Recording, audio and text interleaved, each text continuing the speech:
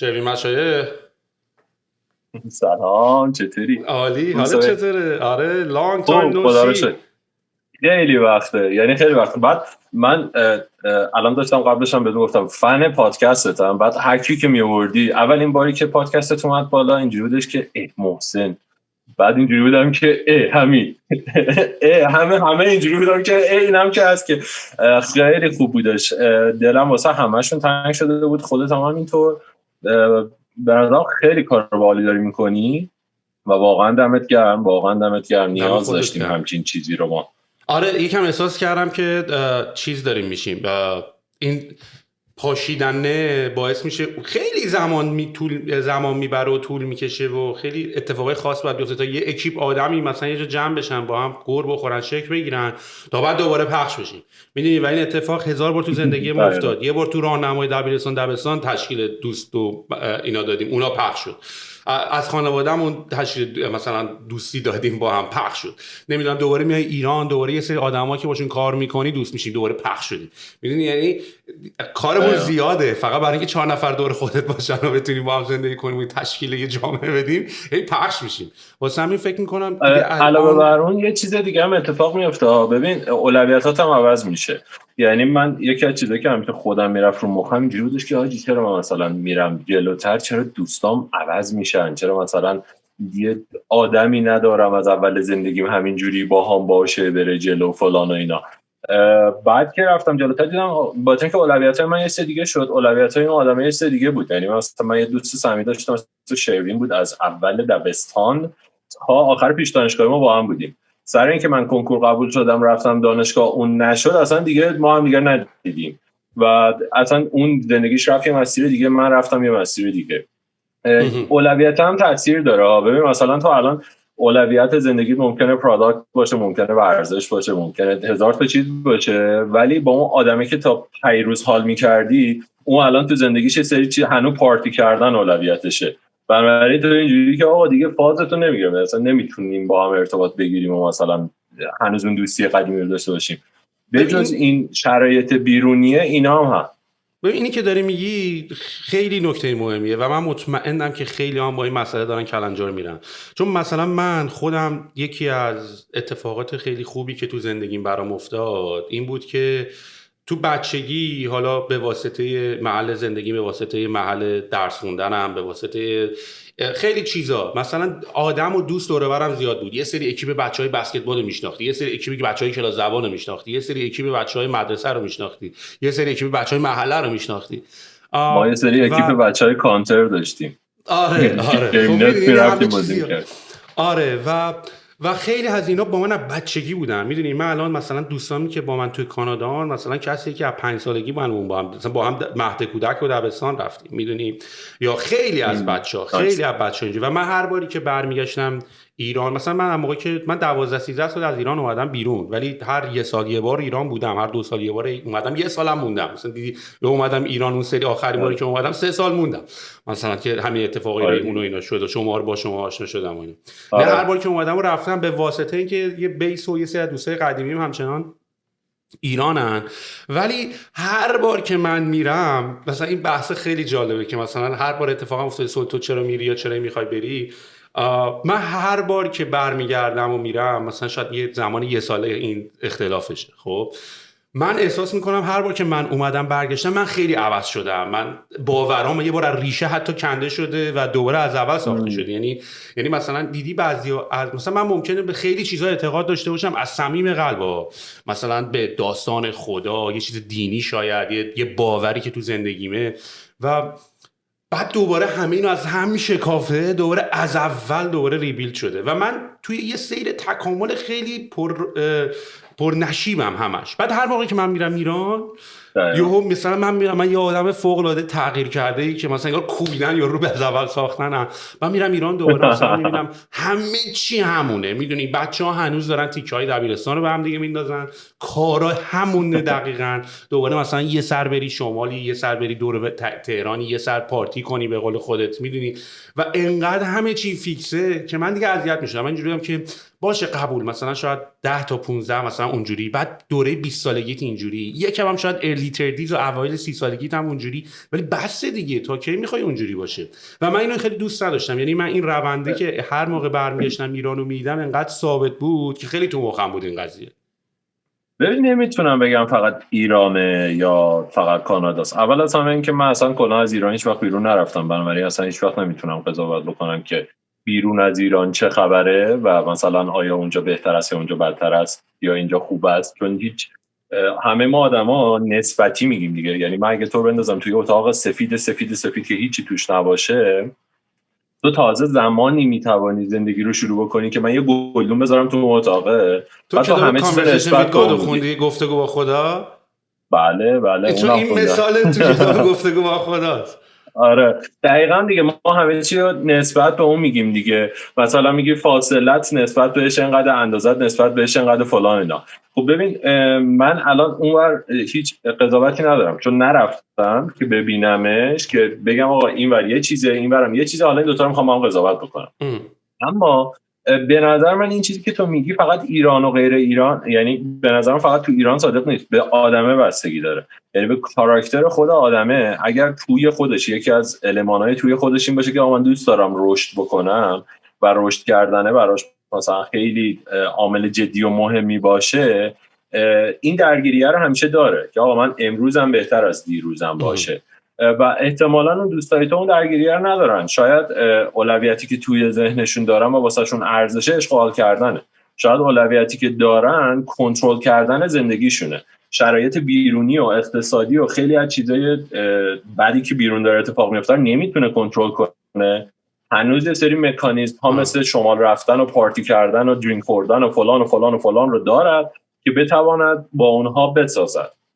البته حواست باشه من یه بار من اشتباه گرفته نشم با اینکه محوریت حرف اصل من اومدن رفتن نیست ولی حرف درسته. میدونی محوریت اصلی من اینه که دوستات عوض میشن و اینه که سرعت تغییرات دوستای تو خیلی معمولا پایین تر از روند تغییر فکری و زندگی توه و این باعث میشه ناخودآگاه هر چقدر دوست داشته باشی بین دوستات بمونی نتونی. میدونی من خیلی سعی و تلاش کردم. به هر حال یه قسمتی از تو دیگه، میدونی خیلی راحته توی کتاب بخونی، تو کتاب بگن که آقا دور و بر تو عوض کن. میدونی چجوری دور و برم عوض کنم؟ دوستام اینان، کسایی که باهاشون راحتم اینان، کسایی که میتونم خودم باشم پیششون اینان، کسایی که میتونم هر کاری دوست دارم بکنم. وقت نمیتونی کار جدید بکنی. میفهمم با اینا راحتی، ولی هر جا که راحتی که رشد نمی‌کنی که. یعنی هر کدوم از این کتابا رو هم بخونی که خودت بیشتر از من میخونی، تو همه میگه آقا زمانی تو رشد میکنی که درک میکشی، زمانی رشد میکنی که یه اتفاق بیش از اون کامفورت زونت یا اون منطقه امنت داره میفته و اونجا که تو میری بیرون چیز جدید رو کشف میکنی، نمیدونم تو باشگاه وزن سنگین تر رو میزنی بهت فشار میاد، از اونجاست که ساخته میشه. و نکته همینه، به نظر منم همینه داستان. یعنی تو اون درد رو دوست داری بکشی، دلیل نمیشه اون آدما بخوام بکشن. و یه چیز بدتری که داره اینه که تو رو نگه میدارن یا تو رو میکشن پایین. یعنی من مایندستمو ست کردم که آقا مثلا سهیل اینجوریه، خب بعد سهیل که رشد میکنه من دردم میگیره، چون من همه چیزمو ست کردم که آقا سهیل اینجوریه، من باشه این رفتار رو میکنم، این ریاکشن رو میدهد، زندگی اوکی است، همه چی عالی است. اما بعد سهیل که رشد میکنه من اینجوری میگم خب الان این رشد کرد، من هنوز سر جای خودمم، الان باید با چه رفتاری رو بکنم، وایسونمش، نگهش دارم، بکشمش پایین. و خیلی موقع بدترش اینه، یعنی یه موقع هستش تو تغییراتی نداری، میگم اوکی به منم کاری نداری، میگم اوکی تو زندگیتو میکنی منم زندگیمو میکنم. یه موقع هم هستش که تو که داری رشد میکنی خانواده‌ات میگه آقا چرا داری این کارا رو میکنی، تو چرا داری این رفتارا رو انجام میدی، یا دوستات میگن آقا تو مگه دیوانه شدی داری فلان کارا رو میکنی، یا اینجوری مگه زندگی کردن. من یادم انقدر من شغل تغییر میدادم، چون اصلا جنس کاراکتر شغلی من جنسش فریلنس و مشاور و پروژه‌ای و اینا بود. بعد مامان من آیدیاش از شغل این بودش که آقا شما اگر میری صبح شب میای و مثلا 30 سال 40 سال یک جا کار میکنی، الان شاغلی، الان دیگه مثلا اوکی، همه چیز اوکی است. و همش بهم گفت آقا تو چرا بازی میکنی، چرا هی کار عوض میکنی والا اینا. هنوزم نمیدونه من درس دارم چی کار میکنم، یعنی مثلا الانم از مامانم بپرسی دارم چی کار میکنم، تو کار کامپیوتر اما ناسی من کاری بپرسی تو چی کار میکنه میکنه. همینو میگی. آخه جالبش اینه که خودم هم بپرسی چی کار میکنی منم سختم بگم. باز یه حدودی میتونی بگی، ببین باز میتونی بگی آقا من مثلا پروداکت دوست دارم، دیزاین دوست دارم، مثلا تو این فضام مثلا موزیسین نیستم، درسته بخشی از زندگی ممکنه به موسیقی علاقه داشته باشم اما موزیسین نیستم، ولی مثلا پروداکت منیجرم، پروداکت دیزاینرم، توی این فازم. نکته اینه که مامان من توی این فاز هست که مثلا سی دی ای بی رایت میکنه. الان هنوز نمیدونه من دقیقاً اون کامپیوتر چیه، داره چی کار میکنه. آره سختم، از حقم بهشون میدم. و ما هم آخه واقعا به قول خود انقدر کار و شغل رو عوض کردیم و اینا. مثلا من توی ایران که مثلا حالا استارتاپ برای ریحونه داشتم یا حتی اینجا که الان مثلا ترایبو دارم، مثلا با مامانم تلفنی صحبت میکنم، مامانم اینطوریه که این کی مثلا میشه، میدونی مثلا نتیجهشو کی میبینی این کاری که تو داری میکنی. بعد مثلا من اینجا که مامان مگه بابا شرکت داشت مثلا یه روزی یه نتیجه مثلا، حالا اونجوری هم هست فقط من نمیخوام بهانش به اون سمت که مثلا اگزییت میخوایم بکنیم و آی پی او داریم و اینا. ولی اینجوری هم که بابا مگه داشت کار میکرد، مگه روز آخری بود. بعد دیگه یواش یواش حالا مثلا من خودم مادرم نقش خیلی بزرگی توی طرز تفکر و تربیت من به عنوان یه آدمی که خودشناسی خونده و تدریس میکنه داشته. یعنی من یکی از شانس‌های بزرگی که تو زندگیم آوردم، آدمی که تو زندگی باش مشورت میکردم مادرم بوده. یعنی اتفاقی اگه برام بیفته، چیزی برام بیفته، همیشه مادر من بوده که باش مشورت میکردم. و الانم مثلا توی همچین فازیه که مثلا وقتی با هم صحبت میکنیم اینطوریه که من خیلی سعی میکنم که مثلا یه طوری به نظر برسه که مثلا مامان منم خودش رو توی پوزیشنی قرار نده که مثلا فکر کنه مثلا من چون منم واقعا سختم گفتم مثلا منم اینطوری که خب این کمپانی مثلا مامان it's a journey، میدونی جورنیش مهمه، این که یه آی پی او میشه یا تمام میشه مهم نیست، این مسیر کاره. من مامانم دیگه چرت و پرت نگو پول کی در میاری. دقیقا میدونم. دقیقا یه دونه سریال فکر کنم اسمش کیم کانوینینس، اتفاقا تو کانادا هم ضبط میشه. بعد داستانه خانواده کره‌ایه که یه دونه سوپرمارکت دارن. بعد ببین کپی پیست خانواده ایرانیان، یعنی من مثلا با گلانه که میشینیم میبینیم اینجوریم که این مامان من بود یا مثلا میگه این بابای من بود. دقیقا این چیزیه که هی داره تکرار میشه. ببین چیزی که داری میگی، بهتم گفتم اون اپیزودی که با شروین رفتیم خیلی نزدیک بود با این چیزایی که الان داریم راجع بهش صحبت میکنیم. این که آقا مثلا تا الان به این که فکر میکنم یا این چیزا رو که خیلی بهش تمرکز میکنم انگار این بیشتر میاد تو زندگی من. یا چند بار مثلا تو اپیزودات میگفتی که آقا مثلا از تو حرکت از من برکت و اینا. یه چیزی هست به اسم تئوری انتخاب، نمیدونم باش حالا خوندی راجبش یا نه، توی زمینه زیرشاخه‌های روانشناسی رفتاریه. بعد کسی که این تئوری انتخاب رو اوکی کرده، درست کرده، ویلیام گلاسر، اصلا شیمی خونده، مهندسی خونده، بعد ذهنش مدلیه، بعد مدل میسازه. بعد اومده خیلی جالب این فضا رو برده توی مدل. چجوریه داستان اینجوریه که ببین از بیرون که یه اتفاقی برات میفته تو توسط سنسورات میفهمی. حالا این سنسورهای تو چیه؟ حواس پنجگانته، گوشو میفهمی، میبینیش، میشنویش، اینا تا اینجا همه اوکی. لایه بعدیش درک و ادراک توه. ادراک تو بهت میگه که آقا این چیزی که از بیرون سنسورات فهمید رو بفرسته، ادامه بده، خورد بفرسته یا اصلا کلا نفرسته. اینجا چی کار میکنه؟ مثلا ممکنه همین الان که تو نشستی با من داری حرف میزنی یه صدا محیطی توی خونت باشه یا مثلا همسایت یهو دعوا کنه، اما چون الان این مهمه داریم اینو حرف میزنیم تو اونو ایگنور میکنی، گوشت میشنوه اما تمرکزت رو اون نیستش و درکه داره این رو الان مستقیما میفرسته. یه جاهایی هم ذهنت میگه ببین الان مثلا شروین داره چی میگه، بذار یه ذره گوش بدم، شاید چیز باحالی بودش در ادامه. بنابراین خورد میفرسته، حالا بره جلوتر ببینه چی میشه. یه لایه بعد یه لایه‌ای داری که ارزش گذاری میکنه، یعنی ولیو سیستمته و ارزش میذاره روی این چیزی که رد شده. میگه چیزی که رد شد مثبت بود، چیزی که رد شد منفی بود، چیزی که رد شد اصلا هیچ احساسی نسبت بهش ندارم. و این دنیای به دست آورده شد تو یا پریسیوید ورد تو میسازه که آقا من دنیای فهم شدم این هستش. این دنیا در تقابل با دنیای ایدئال توه. دنیای ایدئال تو هم چیزی که توی تئوری انتخاب میگه آقا تو یه 5 تا نیاز اساسی داری، مثل بقا، مثل قدرت، مثل آزادی، مثل فان، مثل عشق و بیلانگینگ، که اینها بیس داستانو میسازه. با دی ان ای تو میاد، همه آدما اینا رو دارن، فقط کم و زیادتر دارن. مثلا آدمایی که مثل من و تو پرفکشنیستن، کنترل و قدرتشون زیاده، میتونن همه چی رو کنترل کنن. کنترل نمیشه دردش میگیره، آرامشش به هم میریزه. بعد این بیسه که به وجود میاد، تو از بچگی که به دنیا میای، تربیت، دوستات، فرهنگ، جامعت، خانواده، این دنیای ارزشمند تو رو میسازه و تغییر میده. اون صحبت که داشتیم با هم میکردیم که آقا من ارزش هام عوض میشه، بنابراین دوستام عوض میشن. با اینکه این دنیای ایدئال تو عوض میشه، بنابراین اتفاقایی که از بیرون میاد و تو درکشو میکنی، ارزش گذاریت تا دیروز مثبت بوده، الان منفی میذاری و دوست نداری دیگه اون منفیه رو. حالا نکته چیه؟ اونجایی که تو میگی آقا من مثلا تمرکز میکنم بیشتر رو فلان چیزک، بیشتر فلان چیزک سمت من میاد، با اینکه اون قسمت درک رو داری فعالترش میکنی. یعنی میگی آقا درک من این برام مهمه، بفرستش تو. دیدی مثلا میری یه ماشین قرمز خاص میخری، فردا همه تو شهر این ماشین رو دارن، یا مثلا مامانت بهت میگه که آقا برو از تو آشپزخونه، از توی مثلا اون کمد و نمکدون رو بردار.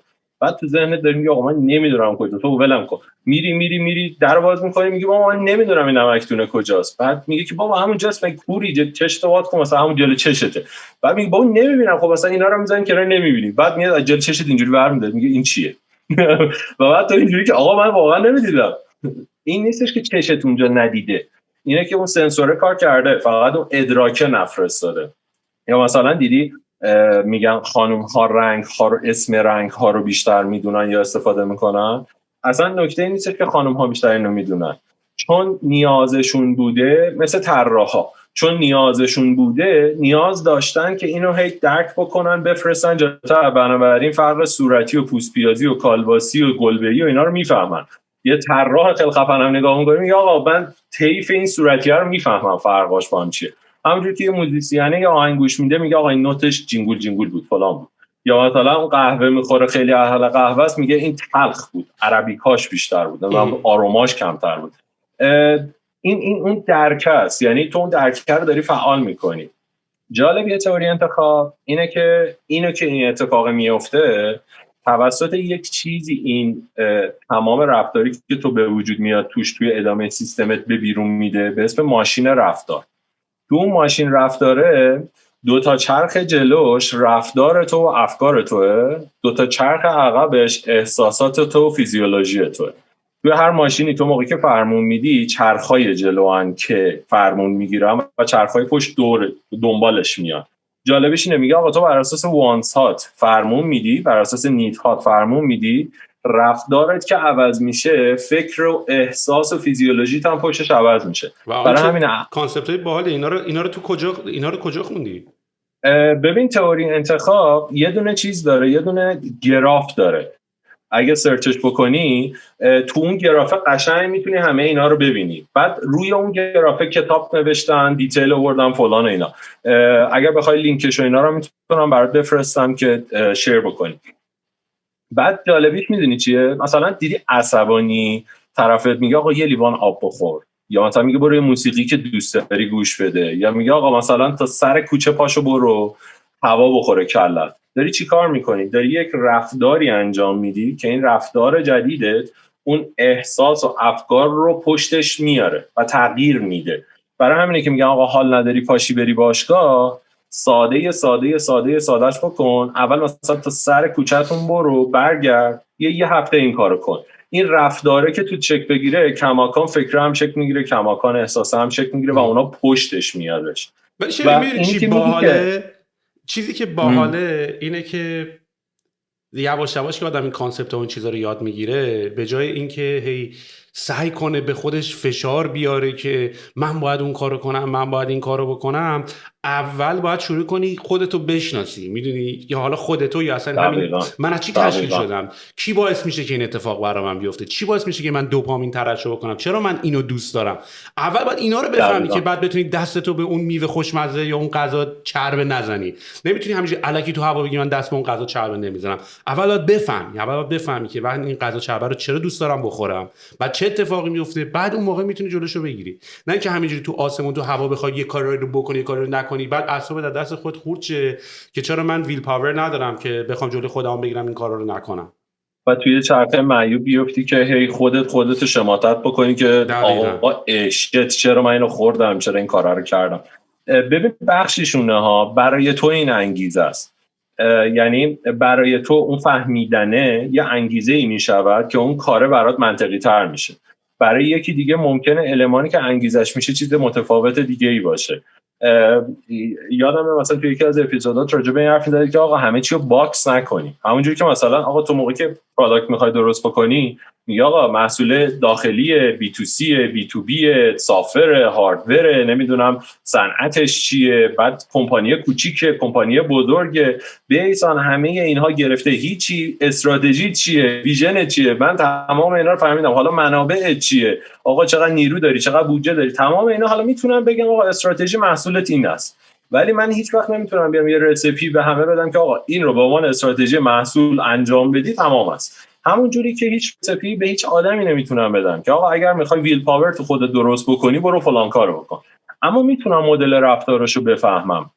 مثلا بیجی فاکس یه مدل رفتار داره، میگه آقا رفتار اینجوری شکل میگیره که محرک به اضافه آسانی کار به اضافه انگیزه است. یعنی میگه ببین مثلا من میخوام برم NBA بازیکن بسکتبال بشم، خیلی خفن برم بتره کنم، خب یه ایلی انگیزه دارم، یعنی هر وقت میبینم اینجوریم که آقا ایول. محرکم هم اینه که تلویزیون که روشن میکنم میبینم، اما آقا فیزیکم شرایطم اصلا نمیتونه، آسون نیست اون کارا رو انجام بدم. همینو واسه رژیم هم داره دیگه، یعنی میگه آقا واسه پا شدن رفتم باشگاه فلان اینا سخته، بعد تو میگی چیکار کن، کارا رو آسونش کن. میگه آقا مثلا تو باشگاه نرو موقعی که انگیزه رو داری و محرکت هم هست. بعضی موقع ها چیزی که تو داری راجبش حرف میزنی اینه، میگه آقا من ویل پاور رو دارم که کارا رو بکنم، محرکم هم به وجود میاد. مثلا دوستام میبینم خیلی خوش‌هیکله، میگم ایول دوست دارم مثل این بشم، انگیزه نیست. یعنی مثلا هر چی هم استارت میزنم و اتفاقی نمیفته یا چیز نمیشه. و خیلی جالبه مثلا کتاب هوکد و پاور آف هابیتس و تمام اینا که میبینی که این سایکل رو درست میکنه از رو همین بیجی فاکس برداشته. یعنی اونجا هم میبینی دقیقاً میگه آقا محرک که اکشن میده که ریواردی میگیری، بیسش همون بیس است. تو هوکد هم همینه، میگه فقط یه اینوستمنت یه سرمایه گذاری هم حالا تو اون لوپش اضافه تر میکنه. آره دقیقاً. جالبیش اینه بیس همه مدلاشون همینه و تهش میدونی به چی میرسی؟ این که آقا رفتاره رو اگر انجام بدی حسش میاد، رفتاره رو که انجام میدی اون فکره هم میاد، بعد از یه مدت باشگاه برو هم میشی، بعد از یه مدت سلامت بخور هم میشی، بعد از یه مدت کتاب بخونم میشی، بعد از یه مدت هزاران اتفاق دیگه هم میاد. چی جالبه شروین مشایخ اینا رو داره از دید یه پروداکت، از یه دید طراح محصول یا پروداکت دیزاینر. حالا میگم ما الان دوباره دقیقه 30 دوره هر چیزی خوش معرفی نکرد، همیشه این داستانو داریم، همیشه شیوب میپریم وسط. ولی چیزی که دوست دارم اینه که تو به عنوان یه طراح محصول همچنین جامپ نکردی ببینی طراحی یعنی از دوباره از بیسیک اول از همه بفهمیم خودمون به چی ریاکت میکنیم، ما به عنوان انسان به چی ریاکت میکنیم، چجوری میشه این با این رابطه، چجوری میشه رابطه برقرار کرد با یه آدم و بعد چجوری میشه اون رابطه ها رو تحت تاثیر قرار داد. یعنی تو اینا رو به عنوان یه آدم مثلا رندومی که حالا لزوما رفته مطالعه کرده نمیگی، تو اینا رو داری میگی به حساب این که من تصمیم گرفتم که میخوام طراحی محصول انجام بدم.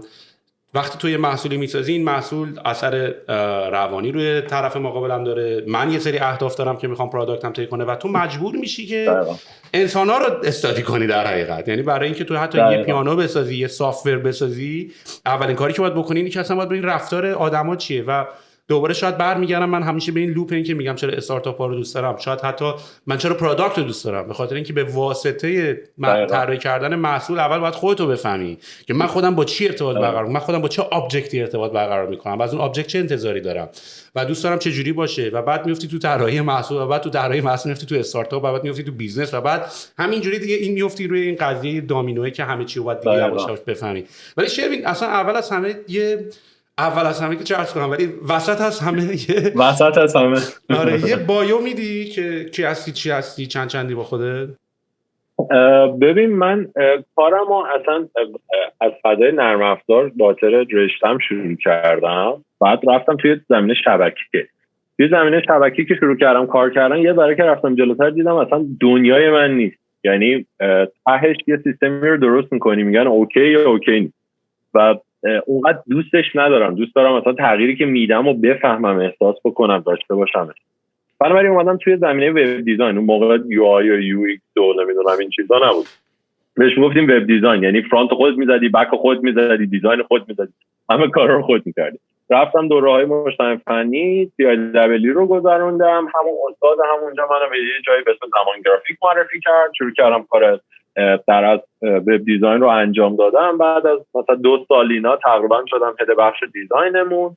بعد از اونجا که اومدم بیرون مدل کاری من شروع شد. یعنی اول رفتم یه سری آژانس تبلیغاتی کار کردم، داروک رفتم، جای مختلف رفتم. بعد یه کسی که به اسم امیرعلی از آمریکا اومده بود، یه آژانسی به اسم مایند هارت داشت، اونجا خیلی جایزه برده بود و اینا، تو ایران دفتر باز کرده بود، با اون یه مدت کار کردم و بعد دیدم کار آژانسی رو چقدر دوست دارم. اون حس این که امروز روی دستگیره داری کار میکنی، فردا داری مثلا رو لپتاپ کار میکنی، پس فردا داری مثلا اپ فلان چیزک میزنی، خیلی برام جذاب شد. این اصطلاح روانشناسیش میگن ناولتی سیکینگ، اینکه تو همش دنبال چیزای جدید باحالی و اون تنوع تو زندگیت میخواد. اینو تو خودم کشف کردم که آها من این سبکی خیلی راحت ترم، خوشحال ترم. بنابراین اصلا شروع کردم رفتم به سمت اینکه پروژه‌ای کار کنم و فریلنسی کار کنم و اینا، که رسید تقریبا نقطه‌ای که توی آواتک ما همدیگه رو دیدیم. یعنی من توی آواتک داشتم برای بچهای دونیت ریدیزاین سایت موهینا رو می‌زدم. وحید جوزی که مهمون شما هم بود من اونجا دید.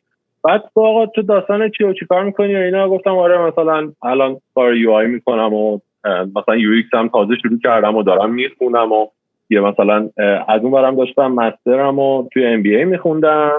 اینا با هم میکس شده بود، یو ایکس هم جذاب شده بود، اومده بودم کم کم سمت محصول. بعد تو چه باحاله و چه کاراتم خوبه و فلان و اینا. وحید جوزی منو به محسن ملایری معرفی کرد و از اونجا اصلا داستان منتورشیپ من با آواتک اصلا شکل گرفت که منم اونجا تو رو دیدم و اونجا هم مثلا با هم دوست شدیم و چند وقت به صورت پروژه‌ای با مجموعه مختلف کار می‌کردم. بعدش یه ذره که رفت جلوتر دیدم تو دنیا این فضای پروداکت منیجمنت داره به وجود میاد. مثلا خیلی جذاب بود چون بیزنس رو میدونستم، دوست داشتم، یه بک‌گراندی از نرم افزارم داشتم، خودم خونده بودم، از این برم دیزاین و پروداکت دیزاین و اینا هم خیلی کار کرده بودم. دیدم چه باحال، این یه جوری میکس همه اینا با همه و خیلی نزدیک به اون چیزی که من دوست دارم. کم کم رفتم سمت پروداکت منیجمنت. الانم فکر کنم همون 4 سالی هست توی زمینه پروداکت منیجمنت تقریبا دارم فعالیت میکنم. الان دیگه این روزی که داریم با هم حرف میزنیم بیشتر مشاوره‌ای کنار مجموعه ها. همین الان با گلرنگ دارم کار میکنم، با مدیا پردازش دارم کار میکنم. قبل اونم مجموعه دیگه‌ای بودم. میشه گفت فریلنسری؟ تایتل بخوای بگی پروداکت منیجرم، یعنی پروداکت منیجر کانسالتنت هم میشه یا مشاور مدیریت محصول. خب یعنی کسی که کانسالتنت یه نوع از فریلنسری حساب میشه؟ ببین بستگی به چهارچوبی داره که میری جلو. یعنی تو میتونی یه شرکت مشاوره‌ای داشته باشی. مثلا ما توی ایران داریم دیگه شرکت شاپرست، مثلا مشاوره مدیریت میدن شاپرکابی، اما یه شرکت هست یا کمپانی هست، مثلا مثل مکنزی، مثل دیلویت، مثل تمام اینا. یه موقع هم هست خودت فریلنسی، شرکت خاصی نیستی، فریلنسر کانسالتنتی، یعنی خودت تنهایی داری کار میکنی. من جنس دومیم. یه جوری این فیلم تروی رو نمیدونم دیدی یا نه؟ اون اولش که چاپاره رو میتونستن دنبال براد پیت، بعد اخواب بلندش میکنه و اینا میگه آقا کینگت صدا کرده پاشو برو باید بجنگی، بعد میگه I have no king. آقا این اصلا کلا رو مغز منه این داستان که I have no king. یعنی الان دوست دارم با این مجموعه کار میکنم، فردا دوست دارم با اون یکی کار میکنم و این اون ناولتی کینگ منه که همش دنبال تغییرم خیلی برام جذابش میکنه. به اضافه این که اینجوری راحت ترم، یعنی به این رسیدم توی پروژه کاریم، چون یه جاهایی هم مثلا یه تایم 1.5 سال جی بیت بودم، یه تایم 1 ساله بانک آینده بودم، پروداکت منیجر علنا مثلا 1 سال تمام کار میکردم، مثلا چند تا کارک زیر دست. من از این آدمام که صبح 6 صبح میرم 12 شب میام، اگر برم سر کار دیگه ول نمی‌کنم، باید سرشو در بیارم، همه چی میزنم دیگه، رابطه زناشویی میریزه به هم، سلامتیم چاق میشم فلان، یعنی کلا فوکس باید برم این کارا رو بزنم بهتر کنم. روانشناسا یه اصطلاحی باحالی میگفت تو مثل اینایی که با این ورزا میزنن درا رو باز میکنن، خودتو اینجوری تق تق میزنی درا رو باز میکنی، بعد نشستی گنجشکا داره بالا سرت میچرخه، بعد همه تیم رفتن جلو، بعد تو بلند میشی میگی در بعدی کجاست. و دقیقاً هم همینجوریه. مثلا تو مجموعه ها موقعی که میرسه به یه جایی که دیگه داره رشد میکنه دیگه اوکی، من اینجوریم که دیگه اوکی بعدی، من الان زیادی دیگه دوستش ندارم. برای همین موقعی که اینو دیدم تو خودم، دیدم آقا مثلا من مثل سهیل علوی نمیتونم فایو رو درست کنم، وایسم پاش، نخوام اگزیت کنم، بچه داشته باشم، از من یک چیزی در جامعه باشه، اصلا نمیتونم. یعنی من نیستم. ببین منم اونطوری نیستم. ببین من یعنی من کاملا این ADHD که داری نسبت به کارهای مختلف رو میفهمم، چون دوست داری با اینترفیس های مختلف آدم کار کنه، دوست داری با پروداکت های مختلف با هم کار کنه، اصلا جذابه، باحاله. ولی یه نکته‌ای که وجود داره اینه که هیچ وقت ولی دیگه فرصت نمی‌کنی بیلد اپ بکنی، یعنی همیشه باید از اول بزنی، میدونی همیشه باید بری یه چیزی رو دوباره از اول شروع کنی تا میاد به جا برسه، تا میای، چون یه زیبایی و یه حال خیلی خاصی میده وقتی داری چیزهای مختلف میسازی. یه چیز خیلی باحالی هم میسازی که وقتی یه کاخ داری میسازی، یعنی یه چیز بزرگتر. ما همیشه داریم اتاق میسازیم، ولی وقتی یه 10 تا اتاق کنار هم میبینی و یه مثلا چه خانه منوچهری رو میبینی، اونم یه حال باحال و جذابی میده. و منم عین تو هستم، یعنی منم خیلی دوست دارم که کارهای مختلف بکنم، ولی برای کارهای مختلف کردن همیشه داری هی بیل پیریزی میزنی، میدونی همیشه اول قضیه آدم هی داره اون اولشو کار. من اینشو اینجوری جبران کردم که با سبک کارهایی که کار میکنم فرق میکنه. یعنی مثلا ممکن بودش که من یه زمانی با استارتاپا که کار میکردم این بودش که از اول طرف بخواد اصلا یه چیز بسازه ولیدیت بکنه اصلا این اوکی هستش یا نیست. الان موقعی که با مجموعه مثلا مثل گورنگ دارم کار میکنم 18 تا محصولی دارم و دارن یک سری محصول اینترنال میسازن، یه سری بی تو سی میسازن، یه سری بی تو بی میسازن، یه سری کلی کار دارن میکنن و سعی میکنم خودم رو تو چالش‌های جدیدی حالا بندازم. یعنی نکته همون میمونه، دارم درست یک چیز خرابی رو درست میکنم ولی مدل‌های مختلفی دارم کار کنم. حرفتو میفهمم، من به این رسیدم که من اینجوری خوشحال‌ترم و مخصوصا اونجایی که فلکسیبیلیتی زمانی، انعطاف‌پذیری زمانی بیشتری برای خودم دارم، اونجا نقطه‌ای هستم که خوشحال‌ترم. یعنی من واقعا میتونم بگم توی مثلا تقریبا سالی که گذشت توی کرونا، من اولش خودم رو سوزوندم، یعنی قشنگ کرونا شده بود همه میخواستن آنلاین بشن، من همزمان داشتم به 9 تا مجموعه مثلا مشاوره میدادم، میرفتم دیگه موهامم داشت میرید. یه اتفاقی افتاد توی 16 مرداد 17 مرداد دقیقاً یادمه، 17 مرداد من پدر بزرگم از دیابت فوت کرد. پدرم رو فهمیدم که پری دیابتی شده و من اون روز 125 کیلو بودم. بعد اینجوری بودم که شت، یا زندگی تو عوض میکنی یا میمیری، تعارف هم نداری. و از اونجا کلاینتامو کم کردم، مشتریامو کمتر کردم، سلکترش کردم. 2 تا الان کلا مشتری دارم ولی 2 تایی رو نگه داشتم که دوست دارم.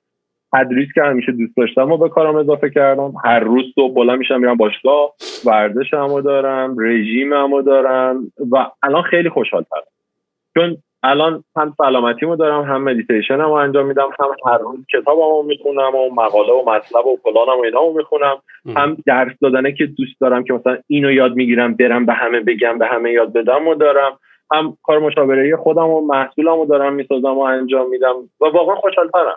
و این نیست که فقط بودم برم بسازم، مثلا حالا این یکی رو هم بگیرم، حالا این یکی پول رو هم در بیارم، حالا مثلا اون یکی مشتری رو هم داشته باشم. صحبت عشق چی آخه، زندگی هم میخوای بکنی دیگه. و واقعا به این رسیدم اساساً اولا به خودت نرسی با هیچ کاری دیگه نمیتونی حال کنی. اینی که من اول برم کار کنم پول دارم بعد به خودم میرسم یه لوپ معیوب غلطیه که هیچ وقت اتفاق نمیفته. اینی که برم به خودم برسم سر حال باشم که به کارام برسم خیلی کار درست‌تریه. و اینو رسیپی نمیگم، مثلا نسخه نمیگم برای آدما که برن این کارا رو بکنن. من میگم من توی این کارهایی که کردم رسیدم به اینکه من اینجوری خوشحال‌ترم. بنابراین ترجیح هم الان اینه، یعنی الان دنیای ایدئالم اینه. ممکنه 3 سال دیگه از من بپرسی مثلا من چه میدونم منو تو انگلیس ببینی اینجوری هم که آقا من میخوام برم مثلا مدیر مسئول اسپاتیفای، نمیدونم. خب ولی الان اینجوریم و احساسم اینه که مثلا اگر زمانی هم بخوام یه کار دیگه بکنم برای من خیلی جذاب‌تره برم با مکنزی مثلا هد پروداکت مکنزی بشم و کانسالتینگ اونجا انجام بدم تا اینکه برم تو خود اسپاتیفای و مثلا کاری بکنم. دوست دارم اونو تجربه کنم ولی احساس میکنم برم دوباره بر اساس باهاتی که قبلا میکردم دوباره اونجا رو دارم انتخاب میکنم. چون یه چیزی که من فهمیدم اینه که ما کارامونو نقطه اشتراک بین همه کارهایی که انتخاب میکنیم ماییم، مثلا نقطه اشتراک بین همه دوست دخترایی که تو انتخاب میکنی تویی و اگه همه اونا شتن خب یه نقطه اشتراکی هم هست که خودت بیایدی حواست باشه و بر اساس یه چیزایی اینو داری انتخابش میکنی دیگه، کاره رو اینا رو.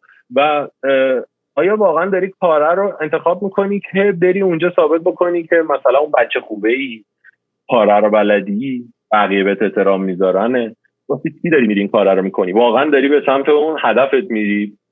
یه اتفاق خیلی باحالی که برام افتاد توی دوره‌هایی که دارم درس میدم، یه جایی رسیدم به یه نقطه‌ای توی فضای تعریف ویژن و استراتژی و میشن و ولیو و فلان و اینا، دیدم آقا من خیلی اهل گیم بودم، خیلی هنوزم دلم کنی میرم گیم بازی.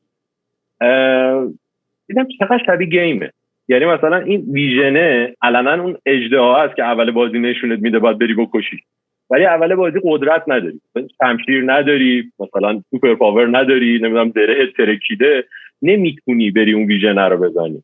بعد میاد واسه یه سری مرحله میشن میچینه که این توی این میشنایی که میری هر مرحله رو پاس میکنی، مثلا میگه آقا بیا این سلاح رو بگیر، بیا این زره رو بگیر. تو خود اون میشنه یه سری ابجکتیو داری که آقا من باید برم اول این کارا رو بکنم، بعد این جعبه رو از اینجا بردارم بذارم اونجا، بعد این کارا رو بکنم. و مسیری که از این نقطه الانت میرسی به اون ویژنه میشه استراتژی که داری تو بازی میری، یه استراتژی که تو کسب و کارم داری. دقیقاً میگی که آقا من سریعتر میخوام برم، برای فقط میشن اصلی‌ها رو میرم. میخوام نه بهترین اکسپریانس رو داشته باشم، همه جا رو میرم با اسبم 40 دقیقه دارم فقط میرم فلان اون ته نقشه یه مرحله رو انجام بدم. بنابراین استراتژیت اون مسیرت رو مشخص میکنه و ولیو هات در اصل خطکشی میکنه. یعنی میگه که این کاره رو بکنم یا نکنم، من به عنوان این کاراکتره که دارم این مسیر رو میرم این کارا رو میکنم، آدم خیلی مهربون و خوبیم، بزنم اونو بکشم یا نه مثلا نجاتش بدم. ولیوی من مثلا اون هیرو بودن است یا نه اون ویلنه، کاراکتر پیک اول بازی است که یکی مثلا قدرت‌های شیطانی داره، یکی مثلا زور زیاد داره. دقیقاً. و همه اینا بس پیدا میکنه دیگه. ببین مثلا همینه تو زندگی من دارم پیاده میکنم، یعنی اومدم ویژن رو گذاشتم، گفتم اوکی تو یه همچین ویژنی داری، برای اینکه اینو برسی یه سری میشن باید داشته باشی. الان آیا تو واقعا داری سمتش میری؟ بعد گیمش کردم.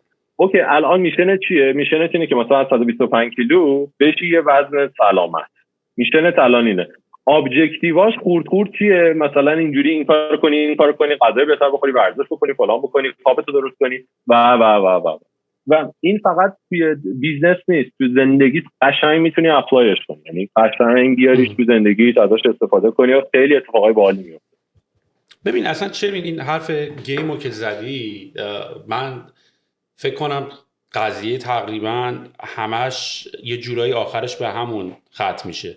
من اولا توی مثالام همیشه این داستانی که دنیای بازیه رو خیلی زیاد گفتم، یعنی برای من at the end of the day کلن توی این مثلا ریحونم که داشتی توی گیمی بودی، چی با اون کل میکردی، چی با این کل میکردی، میدونی اصلا اون جنبه من یه شغلی دارم، من یه کاری دارم نیست. این بازی شب منه، من امشب رفتم اینجا پوکر بازی کنم، میدونی من امشب میخوام اینا رو ببرم، میدونی. یا مثلا اگر اینجایی داری این کارو میکنی و واقعاش هم at the end of the day در آخر روز گیم تیوریه، میدونی. یعنی من ناخودآگاه اون مثالی که دارم میزنم، چون من یکی از علاقه‌های زیادم هم مثلا به کلا به صنعت بازی هم هست، چون میدونی صنعت بازی بزرگترین صنعت دنیاست، از هالیوود و فیلم اینداستری هم بزرگتره و بزرگترین مرکزیت هم برای اینکه همه تالنت‌ها توش باشن هست. یعنی از تمام صنعت‌ها بزرگتر که همه آدم‌ها توش حضور داشته باشن، که از آسکارز و اینا هم بزرگتر باشه، صنعت گیمینگه.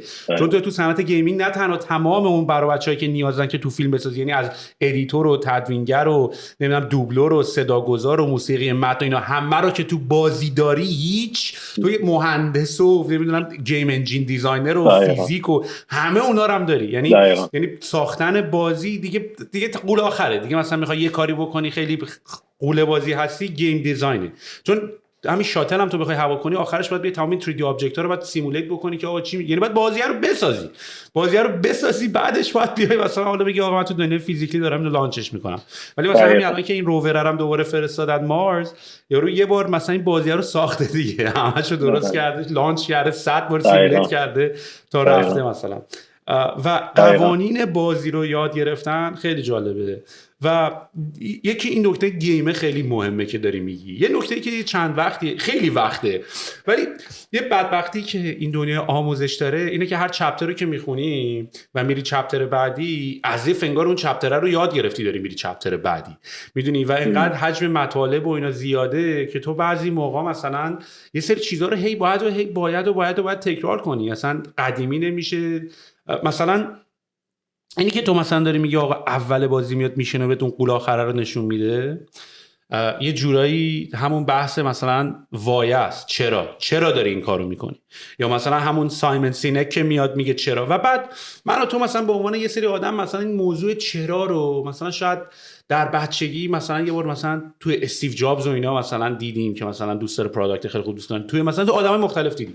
بعد میریم مرحله بعد دوباره موضوعای جدید به وجود میاد. مثلا حالا همین مثلا برم ببینم چه جوری میتونم توی طراحی محصول یه نفر رو هوکت کنم به پروداکتم و چه جوری میتونم اون وایرالیتی یا کانتیجیسی رو دوباره بسازم. بعد همینجوری که میری بالاتر میری بعد دوباره وایه یادت میره. حالا تو چرا تو خیلی رو بردی بالا گذاشتی. چرای من که اومدم توی این کار اصلا شروع کردم کار کردن این بود که داداشم نمیذاشت با کامپیوتر بازی کنم، گفت دست می‌زنی خرابش می‌کنی. واسه چرای این که من برم بخونم یاد بگیرم بتونم کار بکنم، بعد مثلا بعد 3 ماه اون بیاد بگه آقا من مثلا این الان میخوام از کامند لاین استفاده کنم چی باید بزنم، برای من چرای شروعش واقعا اون بود. یعنی اون هم مثلا اینا بود استیو جابز مثلا فلان. ولی حرفت کاملا میفهمم. یعنی تو همه داستانا هم دقیقاً همین کارو میکنن. اول فضا سازی میکنن، میگه آقا یک غروب است، تاریخ فلان است، هوا سرما گرما فلانش این است، میبردت اونجا و میگه مثلا فلان چیز ترکید از روزمره خارج شد. حالا تو میافتی تو این سفر قهرمانیه که برو و این هیروه که میتونه خودت باشه میتونه یکی دیگه باشه رو برو اون ویلنه رو بکش. باز اون ویلنه هم میتواند یک آدم بیرونی باشد، یک کمپانی خیلی بدی باشد، یه شرایط مثلا زلزله اومده یا شرایط طبیعیه. حتی ویلنه بعضی موقع خودتی، مثلا تو مایه 8 مایل اینا آقا من خودم رو میخوام کانکر کنم بهترش کنم. دقیقاً همینه. یعنی اون وایه رو اولش بهت نشون میده که بگی آقا تو مسیره که هر جای گمش میکنی من دوباره وایه رو نشون میدم، ببین اینجا میری. برای همینه که ویژن میذاریم، برای همینه که میگن ویژن نورت استاره که آقا اینجا بذارش همه بدونن کجا میرن. و استراتژی هم بگو الان از اینجا تا اونجا باز چجوری میتونم برم، باز دوباره از اینجا تا اونجا چجوری میتونم برم، باز دوباره از اینجا تا اونجا چجوری میتونم برم. یه مثال باحالی که واسه استراتژی میزنن خونه وینچستر دیگه، نمیدونم میشناسیش یا نه. خونه وینچستر رو میشناسی؟ نه ولی اسمش انقدر آشناست که احساس میکنم چند وقت پیش داشتیم با یکی راجعش دوره صحبت می‌کردیم. یه خونه است تو کالیفرنیا اشتباه نکنم که 150 تا اتاق داره، تقریبا 35 میلیون دلار تا حالا بابتش خرج شده، بهش گوست هاوس هم میگن، مثلا خونه ارواح هم میگن. اما داستان اصلیش این بوده که یه زنه بوده که شوهرش میمیره، خیلی خیلی هم پولدار بوده، بعد میره پلوی رمالا و اینا، بعد اینا بهش میگن برای اینکه زنده بمونی و پولتو از دست ندی باید هر روز تو این خونه بساز ساخت و ساز داشته باشی. بنابراین خونه رو هر روز داشته میساخته. بعد بری عکسش سرچ بکنی، مثلا یه سری راپله است که تحت بنبسته، یه سری دره که باز میکنی طبقه سوم ممکنه بیفتی پایین بمیری، مثلا یه اتاق داره که درش از سقفه. و دقیقاً کپی سازمانای ما، کپی کسب و کارهای ما، کارهای مختلف میکنن. طول درستیه، اوکیاره درسته، اسکرامه درسته، نالج بیس داشتنه اوکی درسته، ولی چون استراتژی درستی نداره خونه وینچستر دارن درست میکنن. یعنی اصلا برای الانت نیست، برای این موقعت نیست، شاید الان بهت نخوره. آره همینی که الان آوردی خانواده رو عجیب. البته میگم خیلی ها میگن که آقا هانتد هاوس فلان و اینا، ولی حالا یه عکسای گوگل ایمیجشو بیاری دقیقاً میبینی که آقا مثلا راپله هست که رفته فلان چیز شده و واقعا همین جوریه. یعنی مثلا طرف میری تو شرکت میگه ببین اوکیار خیلی مهمه، اینجوریه که آره اوکیار، بریم اوکیار درست کنیم. بعد مثلا یکی دیگه داره رد میشه از اونجا میگه هنوز پروژکت منیجمنت اسکرام نیست، اسکرام مهمه، بریم اسکرام بیاریم تو سیستممون. بعد میبینی آقا اصلا هی دارن میخورن تو همه آشوبه، هی روز به روز داره بدتر میشه. منم الان این چالنجر رو دارم. بعد چالنجای من جدیدم نیست آجی، هر بار که یه کار شروع میکنی دوباره همون چالنجر رو داری. فقط خنده داریش اینه که لزوما تجربت که میره بالاتر معنیش این نیست که میتونی کارت رو راحت‌تر بکنی، چون چالنجات هر بار خیلی متفاوته و هر بار یه اپروچ متفاوتی رو میطلبه. اینی که تو مثلا مثل این میمونه که تو فوتبال دریبلت هم خوب باشه، تو وسط فوتبال هر بار باید یه بار هر کی یه جوری، تو نمیتونی همون روشی که دریبل یاد گرفتی همونجوری دریبل بزنی بری جلو. تو بازی‌های مختلف دریبل زدنت باید فرق بکنه، همیشه باید اون کریتیویتی رو داشته باشی، اون تکل کردن مشکل جدید رو باید داشته باشی، دوباره یه جوری دیگه باید اپروچش کنی اون مشکل رو حل کردن. و من الان خودم شخصا مخصوصا که الان دنیامونم ریموت شده و همه دیگه داریم با این زوم و اینا صحبت میکنیم، من هر از گاهی احساس میکنم که این وایه رو دیگه الان خیلی بیشتر نیاز دارم رنگی تر ببینمش، میدونی؟ یعنی اتفاقا منم وای خیلی مشخصی برای خودم الان به اون شکل اونطوری ندارم. منم اون بچه هم که همینجوری اسباب بازی ریختن جلوش خیلی اکسایتد داره با همه بازی میکنه، رفته داره هر چی دم دستش داره بازی میکنه و فعلا هپیه، ولی یواش یواش جای اکسایتینگی هم هستی الان تو نقطه اکسایتینگی هم جای جذابی هم وایسادی. یعنی مثلا فاندر رو گرفتی، محصوله داره بزرگ میشه، بزنم به تخته داره یه چیز خیلی خفنی میشه که سرصدای جدی میتونه بکنه. به حق میدم الان هپی باشی، ولی نکته اینه که فرض خودتو گم نکنه، مثلا 5 سال دیگه نگاه کنی یا سوید مثلا اوکی اینو ساختم، ولی الان مثلا سوید همرشو نمیتونه راست کنه چون مثلا همش نشسته داشته حواسش رو داشته بوده. اصلا همینم میخوام باهات صحبت بکنم شروین. یعنی یکی از چیزایی که میخوام الان باهات صحبت بکنم اینه که یکی بیشتر راجع به این که این وایه رو، این چراه رو ببین. مثلا من توی پادکست سری قبلی که با مارتین داشتم، با مارتین بصیری، ببین خیلی برام جالب بود طوری که تونسته بود آرتیکولیت بکنه که من چطوری این وایمو دارم. میدونی وایشو اینطوری طراحی کرده بود که آقا به محصول ربطی نداره، چرایی که من دارم این کارو میکنم اینه که ما الان یه سافتوری درست کردیم که مردم میتونن بیان رو پلتفرم ما و اپلای کنن برای دانشگاه‌های مختلف. این سافتور ماست، ولی دلیلی که ما داریم این کارو میکنیم اینه که ممکنه این سافتور عوض شه، ممکنه سولوشن ما عوض شه. میدونی چیزی که من باش ابسسدم اون مشکل است و مشکل رو چطوری اومده تونسته برای خودش تنجبل و قابل لمسش کرده، با اینی که آقا ما آموزش دادن و تحصیل کردن آدما یه یه نعمتی که باید همه ازش برخوردار داشته باشن. It's not a right, it's a privilege. میدونی یعنی یه چیزی که باید همه داشته باشن. یه حق نیست، یه چیزی که باید همه واقعا باید داشته باشن. و اومده اینو به عدد تبدیل کرده. مثلا اومده گفته که آقا مثلا 350 میلیون نفر قدرت تحصیل ندارن و هر روز که خواب پا میشه داره اون 350 میلیون نفر رو میبینه. میدونی یعنی تو از یه پروداکت، از یه طراحی محصول که ممکنه چند روز خواب پاشی و فقط چند روز انرژیشو داشته باشی، میدونی تو چند روز مگه میتونه این خورشیده برات بدرخشه که من محصول دوست دارم، بعد از یه مدتی خاموش میشه اون آتشه. مثلا که اگه کار طول بکشه، چون یکی از نکته اینه که کار سخته. میدونی کار اگه همه چی اینجوری بود که یه اکسایتمنتی برات پیدا میشد و میگفتی من چقدر این باحاله، میرفتم اون کار رو میکردم و اون کار تموم میشد، همیشه این قضیه ولید بود. ولی چون این شوق قضیه برات بازم خسته میشدی. آره ولی حالا اینو تو پرانتز من میگم جلوتر برو. میگم شوق قضیه چون تموم میشه و چون یا خسته میشی، حالا به هر دلیلی، واسه همین ملت کارا رو نمیکنن. این اگه کارا در حد بود که من یه کار یا ایده‌ای داشتم مثلا تا با 2 ساعت کارم تمامش میکردم، خیلی کارا میتونستی بکنی. ولی تو خیلی نیاز داری که خیلی روشن بتونی از خواب پاشی بگی من میخوام به اون 300 نفر کمک کنم. میدونی من میخوام به اون تعداد آدمی که جلو من کمک کنم. من فقط هدفم اون آدم هست.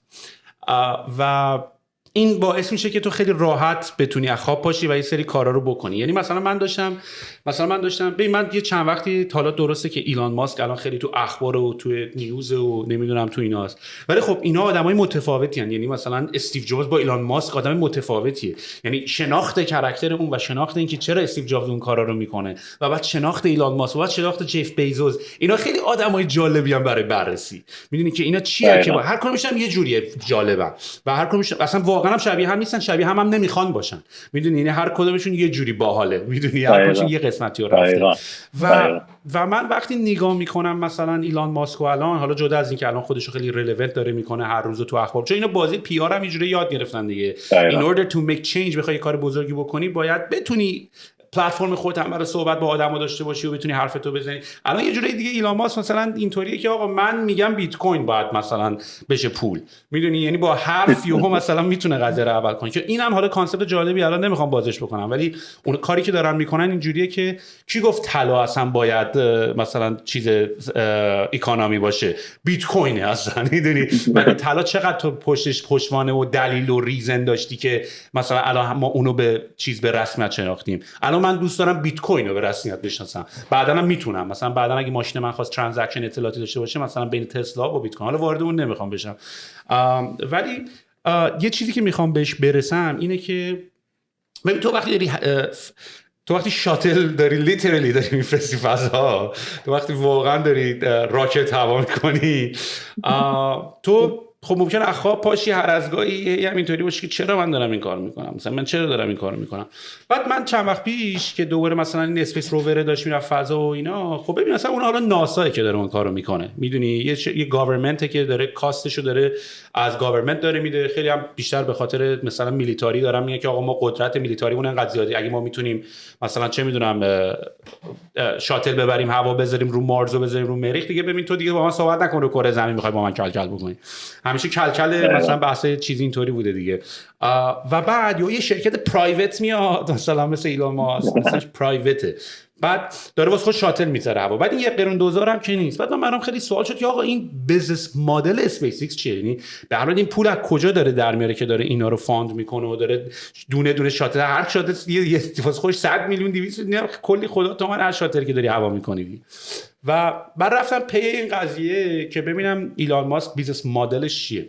بعد ایلان ماسک خیلی هم معروفه که از پلناشو از آخر به اول داره، یعنی کارو از آخر به اول میکنه. بعد تو یه پلن یارو رو میبینی که الان مثلا الان مدل درآمدی اسپیس ایکس اینطوریه که همه کسایی که میخوان یه آبجکتی رو بزنن تو اوربیت یا تو دوره مثلا فضا، مثلا اونایی که حالا ساتلایت های جی پی اس این میذارن، این شرکت‌های ماهواره اینا میذارن، اینا ایلان ماسک که مثلا به واسطه این تکنولوژی که داره مثلا دیولپ میکنه بره اونجا این کارهای ساید هم انجام میده، یعنی پولش رو داره اونطوری جنریت میکنه. شرکت داره مثلا کسایی که میخوان یه چیزی بزنن تو اوربیت رو توسط ساتلایت های این میذارن که اگه این پروژه اینترنت هم داری میبینی، چون دارن اونا رو میسازن که خودشون بتونن چیزی میذارن تو آسمون، داره پروژه اینترنت هم میذاره.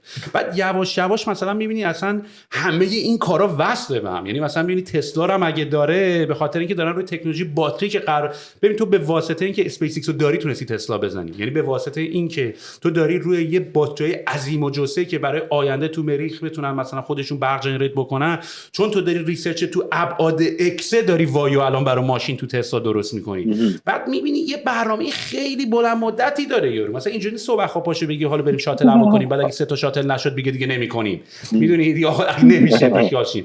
مثلا یه برنامه‌اش خیلی مهمه که آقا 3 سال مثلا داره این راکت‌های ریوزبل رو میزنه، بعد استارشیپ رو میزنه، بعد تونل مثلا اینا همه به هم وصله. ببین و تو وقتی میری یعنی دقیقاً همین بازیه که تو میگی، یعنی اول مپ رو راه کرده، مپ رو باز کرده گوشه رو میز، مثلا گفته آقا اول باید بریم اینجا اینو شاتل کنیم، بعد اینو باید بگیریم، بعد اینو باید چتک کنیم، بعد اینو باید بریم بگیریم. برنامه خیلی مدت. اتفاقا این پروژه‌ای هم که داره انجام میده مثل اسپیس ایکس، مثل تسلا، مثل نورولینک، مثل اسکای اسکینر، هیچ کدوم از اینا متفاوت نیست. میدونی همه اینا واقعا به هم ارتباط داره و وصله و به واسطه پروژه گنده‌ای داره بقیه رو میکنه، ولی یه جذابیتی داره. تو یه میشن خیلی فلسفی گنده اون بالا داری، مثل اینکه ما میخوایم آدم رو بذاریم روی مریخ و بعد مالتی پلنتری بشیم و بعد به واسطه اون میشن بزرگی میشنای کوچیک دیگه هم مکسنس میکنن. وای میشنای دیگه هم به وجود میاد، دلایل و اهداف میشنای دیگه هم به وجود میاد و این وای. ببین مثلا ایلان ماسک هر بار یه 2 تا پروژه‌ش هم شکست بخوره، وایه انقدر وایه بزرگیه، چرای انقدر چرای بزرگیه که باز این انرژی این سوخته هنوز توت میسوزه. و من خودم هم حالا دنبال نیستم که چرا رو بخوام مثلا بگم من در نرم. چرایی هست، میدونیم هست، یه دلیلی هم داریم این کارا رو میکنیم، ولی اولا این چرا رو باید برای خودت خیلی قابل لمس بکنی و بعد برای بقیه. میدونی تو برای بقیه تیمت نیاز داری که مثلا این همین حرفی که زدی. یعنی مثلا من یکی دلایلی که مثلا اسم کمپانیمون ترایب قبیله است، مثلا میخوام شبیه بازیش کنم، یعنی مثلا میخوام تمام کاراکترهای آدمای قبیله‌ای رو بذارم، یکی مثلا فایتر، یکی مثلا جادو میکنه، یکی مثلا نمیدونم اون وایزمن پیره است که ریشه مثلا پیر خرده است. بعد من به بچه کمپانی بگم هر کدومشون تو کمپانی کدوم یک از این کاراکترها رو انتخاب میکنی؟ تو این کاراکتر پیر خرده‌ای یا تو این کاراکتر جادوگری یا تو این کاراکتر جنگجو وایکینگی؟ تو کدوم از این کاراکترایی؟ و بعد واقعا مثل وایکینگ‌ها می نقشه کمپانی تو بکشی. یعنی واقعا عین بازی باید باشه، عین بازی انیمیشن طوری، گرافیکی، میشن کمپانیتون طوری باشه و کمپانی‌های مختلف تو دنیا بازی‌های مختلفن، میدونی گیم‌های مختلفی دارن شرکت می‌کنن. دقیقاً. یه چیز باحالی که تو حرفات گفتی 2 تا نکته من بگم. یکی این که گفتی که آقا اگر من کارم راحت بود و میتونستم مثلا تو 2 ساعت انجامش بدم همزمان هم اکسایتینگ بود دیگه، خب این همه دغدغه نداشتم و دنبال اون ویژنه و اینا نمیگشتم. خودت فلو استیت رو بهتر از من میدونی. به نظر من اگه 2 ساعته بود خسته کننده میشدش. یعنی اینجوری بودی که خب باشه دیگه 40 روز 100 روز 1000 روز اوکی 2 ساعته دادم تموم شد رفت، بعد الان دیگه اکسایتمنتی ندارم. راجبه همین 2 تا نکته بگم. یکی این که اینو دقیقاً توی همون فضای هوک مدل موقعی که میگه که آقا تو یه کاری رو محرکت میشه، بعد یه کاری رو انجام میدی بابتش یه جایزه میگیری، میگه اگه این جایزه متغیر نباشه تو اون کاره از یه مدت بعد خسته میشی. مثلا من یه در رو باز میکنم پشتش یه هدیه، اولین بار کرکوپرم میشه چقدر بال برم ورش دارم. اگر 40 روز همین کارو بکنم دفعه 40 جای بابا باز من این در رو باز کنم پشتش اینه. کیندر دیگه توتو کیندر. دقیقاً. حالا فرض کن حالا من این در رو که باز میکنم هر بار یه جایزه متفاوتی اون پشت باشه. اینستاگرام یعنی الگوریتمش قبلا تاریخ بود، بعد همه هم که آدمای خیلی زیادی رو فالو نمی‌کردن، اونقدر نتورک افکت زیاد نشده بود، بنابراین بیسان تاریخ هی آدمای تکراری میدید، بنابراین چن ریت اپلیکیشنش خیلی زیاد میشد، ریزشش خیلی خیلی میرفتش بالا. اومد گفت آقا نه، بر اساس چیزی که لایک می‌کنی، بر اساس چیزی که دوست داری، من یهو میرم پست از 3 سال پیشش میارم، واسه اینکه این جایزه متغیر شه تو هم هی دوستش داشته باشی و بری انجامش بدی کارا رو. یکی این نکته بود می‌خواستم بگم. یکی هم راجع به نکته‌ای که میگی که آقا از این استیت الانم چجوری برم بالا با اون ویژن برسم. ببین ما یه روشی داریم به اسم زوم این زوم اوت، هم تو آموزش خیلی ازش استفاده میشه، هم توی حل مشکل. من الان تو رو برمی‌دارم، چشاتو می‌بندم، میندازمت وسط شریعت. چشاتو باز می‌کنی، نمی‌دونی کجایی. اولین راه حل اینه که یه زوم اوت بکنی. زوم اوت می‌کنی، می‌بینی آها تو تهرانی. تهرانو میشناسی؟ نمیشناسی؟ مشکل نیست. یه زوم اوت دیگه می‌کنی، ایرانی. ایرانو میشناسی؟ ایران هم نمیشناسی، یه زومات دیگه بکن. خاورمیانه رو میشناسی، نمیشناسی، یه زومات دیگه. آسیا رو میشناسی، نمیدونی، یه زومات دیگه. کره زمین رو که میشناسی، اوکی، حالا از کره زمین زوم این میکنیم میایم پایین. کره زمین یه آسیایی داره که یه خاورمیانه‌ای داره که یه ایرانی داره که توش تهرانی داره که توش شریعتی که تو اونجا وایسادی. این چه اتفاقی میفته؟ با زومات تو موقعی که توی این سطح نمیتونی حل بکنی، با زومات همیشه بهت یه لایه دید بالاتری میده که الان مورد رو جوری نگاه کنم که بتونم حل کنم. تو موقعی که اولویت بندیه این که آقا الان این فیچرها رو انجام بدم، این باگر رو فیکس کنم یا این کارا رو انجام بدم، نمیتونی انجام بدی، یه زوم اوت میکنی، میگی آقا استراتژی پروداکتم چیه؟ نمیتونی. استراتژی سازمانیم چیه؟ نمیتونی. ویژنم چیه؟ کجا دارم میرم؟ بنابراین با اون زوم اوت این کارا رو میکنی. یه اتفاق بالاتر میفته موقعی که حالا از اون زوم اوت زومین میکنی، هی داری دیتیل میفهمی. همونجوری که از کره زمینه میفهمی که آهان قاره داریم که آسیاست، آهان کشور داریم که ایران، آهان مثلا تهران داره و توش مثلا مرکز شهر شریعتی داره، مثال. دقیقاً از این زوماته که زومین میکنی دیتیلات مشخص میشه. حالا تو دو تا نفر کانفلیکت میخورن از بچه‌ها با هم، چجوری حلش میکنن؟ نتونن با عمل کنن، میان پله تو دیگه، یه لایه زومات دارن میکنن. تو خودت تو محصول همین کارو میکنی. بنابراین هر جا که اون بچه‌ها نمیتونن به این نتیجه برسن که چرا باید این فیچر رو بدم، ما متاسفانه شدیم مجموعه از آدما که همینجور فیچر دلیور میکنیم. یعنی مثلا داری همه اینا رو میزنی میدی بیرون، بعد میگی چرا. تمام اون تمرکز فریم ورک های مثل اسپرام و اینا دقیقاً رو همین بود که آقا تو هی فیچر نده بیرون. اصلا پروداکت منیجمنت برای همین به وجود اومد که آقا تو تبدیل نشو به یکی که اول فقط تسک داری انجام میدی، بعد تو لایه بعد خیلی بهتر میشی فیچر دلیور میکنی، بعد تو لایه بهتر محصول دلیور میکنی. یعنی این فیچرات فرجم جمع میشن به یک چیزی میرسن، قراره یک چیزی رو انجام بدهن و تو با این زوم این زوم اوت خیلی خیلی راحت، نمیتونم بگم خیلی خیلی راحت، ولی یه روشی بهت میده که میتونی راحت‌تر بری و به اون ویژن هم برسی و بعد موقعی که برمیگردی دقیقاً همونی که میگی مسیر واسش مشخص میشه و اینو میتونی بچه‌هاتون رو ببری توی این فاز، با هم برید جلو. آقا مثلا تو درسته الان داری این فیچر رو میزنی، اما زوم اوتش این است که قرار هستش این محصوله رو درست بکنه، که زوم اوتش قرار هست این محصوله اون جامعه رو حالش رو بهتر بکنه، یا اون مشتریه رو این اتفاق براش رقم بزنه، یا مثلا میخوایم این کاره رو بریم بکنیم. مارتین دقیقاً حرفی که میزد همین بود. یعنی به نظر من علایه فیچر رو تسک انجام دادن، زوم اوت کرده اومده بالا، دیده آها من میخوام این مشکل جامعه رو حل بکنم. یعنی فیچرهایی که من دارم میسازم، این محصولایی که من دارم میسازم داره این مشکل رو حل میکنه. حالا که با این زوم این میکنم میام پایین، دیگه دیتیل بهم میده. اوکی برای رسیدن به اون پس من باید این فیچرها اولویت بیشتری نسبت به اون یکی برام داشته باشه، یا توی پروداکت رودمپ اینو باید جلوتر ببینم، یا توی استراتژی کمپانی باید زودتر برم بازار بگیرم به جایی که مثلا الان به بقام فکر کنم. توی اون وقت زومینش قشنگ همه اینا رو یادت میده و حداقل بهت یه چشم اندازی میده که میتونی سمتش حرکت کنی. آره خیلی باهات موافقم. اتفاقا توی همین پادکسته که داشتیم گوش میدادیم چند وقت پیش، ما توی اون زوم کال دست جمعی هم بود، من راجعش صحبت کردم، working backwards. توی پادکسته یه حرف خیلی باحالی میزد، میگفت تو آمازون ما به خاطر اینکه فیچرها رو میخواستیم بنویسیم، برای اینکه به جایی که تسکی نشه بگیم میخوایم چه فیچر بنویسیم، اول میومدیم میگفتیم آقا فکر کنیم ما فیچرها رو ساختیم، میخوایم پرس ریلیسش رو بنویسیم. خب چی مینویسی؟ اونجاست که تازه میفهمی چی میخواستی بگی به دنیا که اصلا فیچرها رو ساختی، شاید اصلا نخواهی بگی اونو. میدونی؟ دقیقاً ما یه متدی توی پروداکت دیزاین داریم. توی فاز خود پروداکت دیزاین که نگاه بکنی، ما یه فاز دیفاین داریم. بعد اینکه فهمیدی اصلا موضوع چی هست، آدما کیان، کامپتیتورات کیه، فضا چیه، بعد میری دیفاین میکنی که چه مشکلی رو میخوای حل بکنی.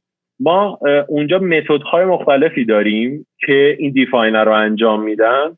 همه یه متداش جنسش همین جوریه که تو داری میگی، یعنی آینده رو تصویر میکنیم، بر اساس این آینده تصویر شده برمیگردیم عقب. یکیش متدش ساکسس متریکسه که آقا اصلا چه کیوردایی رو داری میسنجی.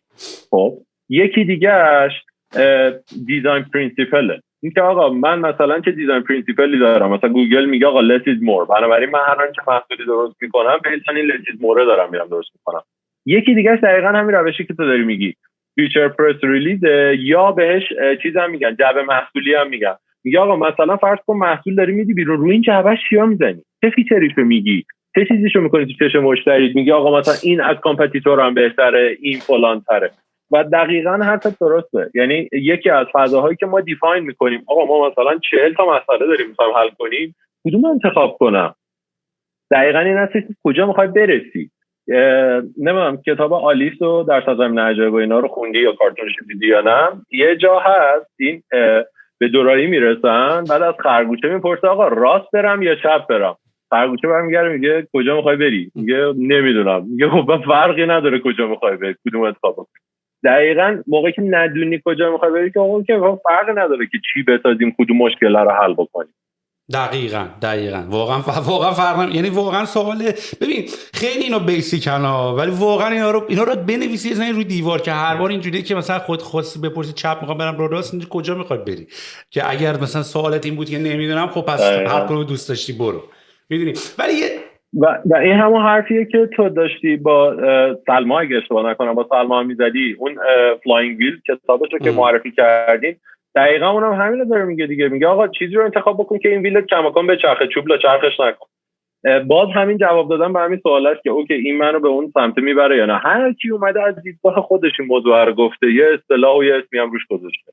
ببین حالا میخوام دعوتت کنم به یه چالنجی که هست و میدونم هم تو میدونی وجود داره. من خودم ببین ماها با یه علاقه، ببین تو با یه سری موجودی رو شروع می‌کنی رابطه برقرار کردن. یعنی تو مثلا با یه سگی هست، مثلا با سگی یهو دوست میشی، باش رابطه برقرار می‌کنی، با یه آبجکتی تو رابطه برقرار می‌کنی، با یه گلدونی تو رابطه برقرار می‌کنی، با یه لیوانی تو رابطه برقرار می‌کنی، با یه درینکی باش رابطه برقرار می‌کنی، با دماش، با تیستش باش بازی می‌کنی، لیوانشو ترای می‌کنی. و پروداکت دیزاین برای ما چیزی خیلی علاقه‌مند بهش شدیم همین ایجاد رابطه کردن حالا یا با یه آبجکتیه یا با یه سافت‌وریه یا با یه تولیه یا با هر چیزی هست. و معمولاً آرتیکولیت کردن این که چیه که من با این سگ خیلی ارتباط خوبی برقرار کردم، چرا من این درینک رو دوست دارم، چرا من این ورزش رو دوست دارم، خیلی سخته که تو بخوای بیای بگی که آها من این سگ رو دوست دارم به خاطر اینکه اخلاق خیلی خوبی داره، یا به خاطر اینکه رنگش سفیده، یا به خاطر اینکه مثلا پشمالوه، یا من این درینک رو دوست دارم به خاطر اینکه دماش مثلا دمای اتاقه، یا مثلا من نمیدونم این ورزش رو دوست دارم به خاطر اینکه خیلی تون میدوام، یا من گیتار رو دوست دارم. ولی وقتی شروع میشه طراحی محصول کردن تو باید اینا رو دفینیتیو بنویسی. یعنی من به این دلیل و به این دلیل و به این دلیل دوست دارم، مشتری من، کاستومر من، پرسونای من اینه. یکی از دلایلی که کمپانی اپل خیلی کمپانی ماجیکالیه و هنوزم که هنوزه بین علما اختلافه که چرا این کمپانی، چون میدونی که یکی از بحثایی که مثلا سر اپل هست، یک کتابی هست اینساید اپل و بحث کتاب اصلا اینه که از نظر کتاب بیزینسی اپل منکر تمام چیزایی که تو کتاب بیزنس نوشته و اگر اپل به عنوان یکی از بزرگترین شرکت‌های بیزنسی دنیاست و موفق ترینه، آیا کتابی که دانشگاه تدریس میشه اشتباهه؟ میدونی یعنی یکی از آرگومنت‌های کتاب اینه چون اپل خیلی از بیسیک‌های این داستان اینطوری که این طراحی محصول به این شکل و اونطوری نیست، ولی و it happened to be the biggest company in the world. پس یا اپل داره یه کاری رو درست انجام میده، یا کتابه داره اشتباه میگه، یا میکس هر جفتشه. و من این چالش رو هنوز که به اندازه امروزه دارم. سن که میره بالاتر میبینم که پیرام و تمام آدما که باشون کار میکنی دیگه it's all about money. میدونی آقا این پروداکت رو بزن، مشتری این پول رو میده، بده بهش بره دیگه. میدونی تو چیکار داری؟ یعنی مثلا همین جوری میشه. ولی ماهایی که هنوز مثلا این بچه 2 ساله هنوز دنبال اینیم که یه کاری بکنیم که خیلی حال میده، which is I think that's the whole idea of living in the world. وگرنه من همین الان زندگیمو خاتمه میدم. من از روزی که خوش نگذره دیگه خاتمه میدم. که میدونم همیشه خوش خواهد داد چون باحاله، داریم بازی میکنیم دیگه. یه بازی که شروع شده، من فکر نکنم مثلا یه وسط بازی دست رو پرت بکنم. نکتهش اینطوریه که تو الان این خواصی که دست خرابه رو به ما نداده باشن. چرا؟ به هر حال آرتوش کار نمیکنه، ما یواش دیگر میداره، یواش میدویم ما.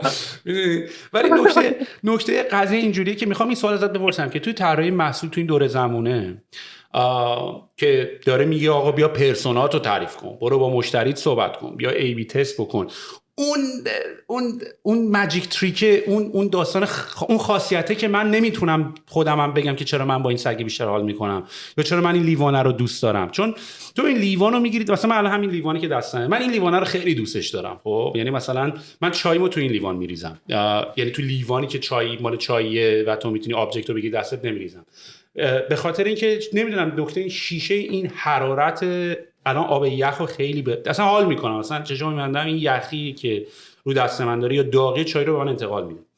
ولی اگه قرار باشه من به عنوان یه طراح محصول بیام بنویسم که آقا بیا از این لیوانا بسازیم که فروش میکنه، با کاستومر صحبت کردن و تو فیچر لیست نوشتن این انتقال خنکی دما رو من نمیتونم بنویسم، یا اگرم بنویسی بقیه باید کل میکنن. میدونی مثلا اینو چجوری تو میخوای ثابت کنی مثلا، که البته میگم باید بتونی با دیتا بنویسیش، یعنی ولی یعنی من این حرفی که الان دارم با تو رو میزنم و با یه بیزنسمن صحبت نمیکنم، چون اون برمیگره به من میگه که اشتباهی تو باید بتونی همینم به عدد بنویسی. آقا ولی یه چیزی هست الان نمیشه، من نمیتونم این حسه که تو میای برای من آخر نه اینو تو لندینگ پیجش میتونم بنویسم، نه توی پکیجش میتونم بزنم که انتقال دما با حال خوب. این به این مشکل خوردی، به این چالش خوردی؟ چون من احساس میکنم اصلا این همون چیز است دیگه، این همون اشک استاد دیگه، این همون نمک سوپ هست، این همونیه که یارو یه تاچی بلده که نمیتونی هم آموزشش هم بدی لزوما، میدونی اشک استاد دیگه. با این قضیه برخورد کردی و آیا برای جوابی داری؟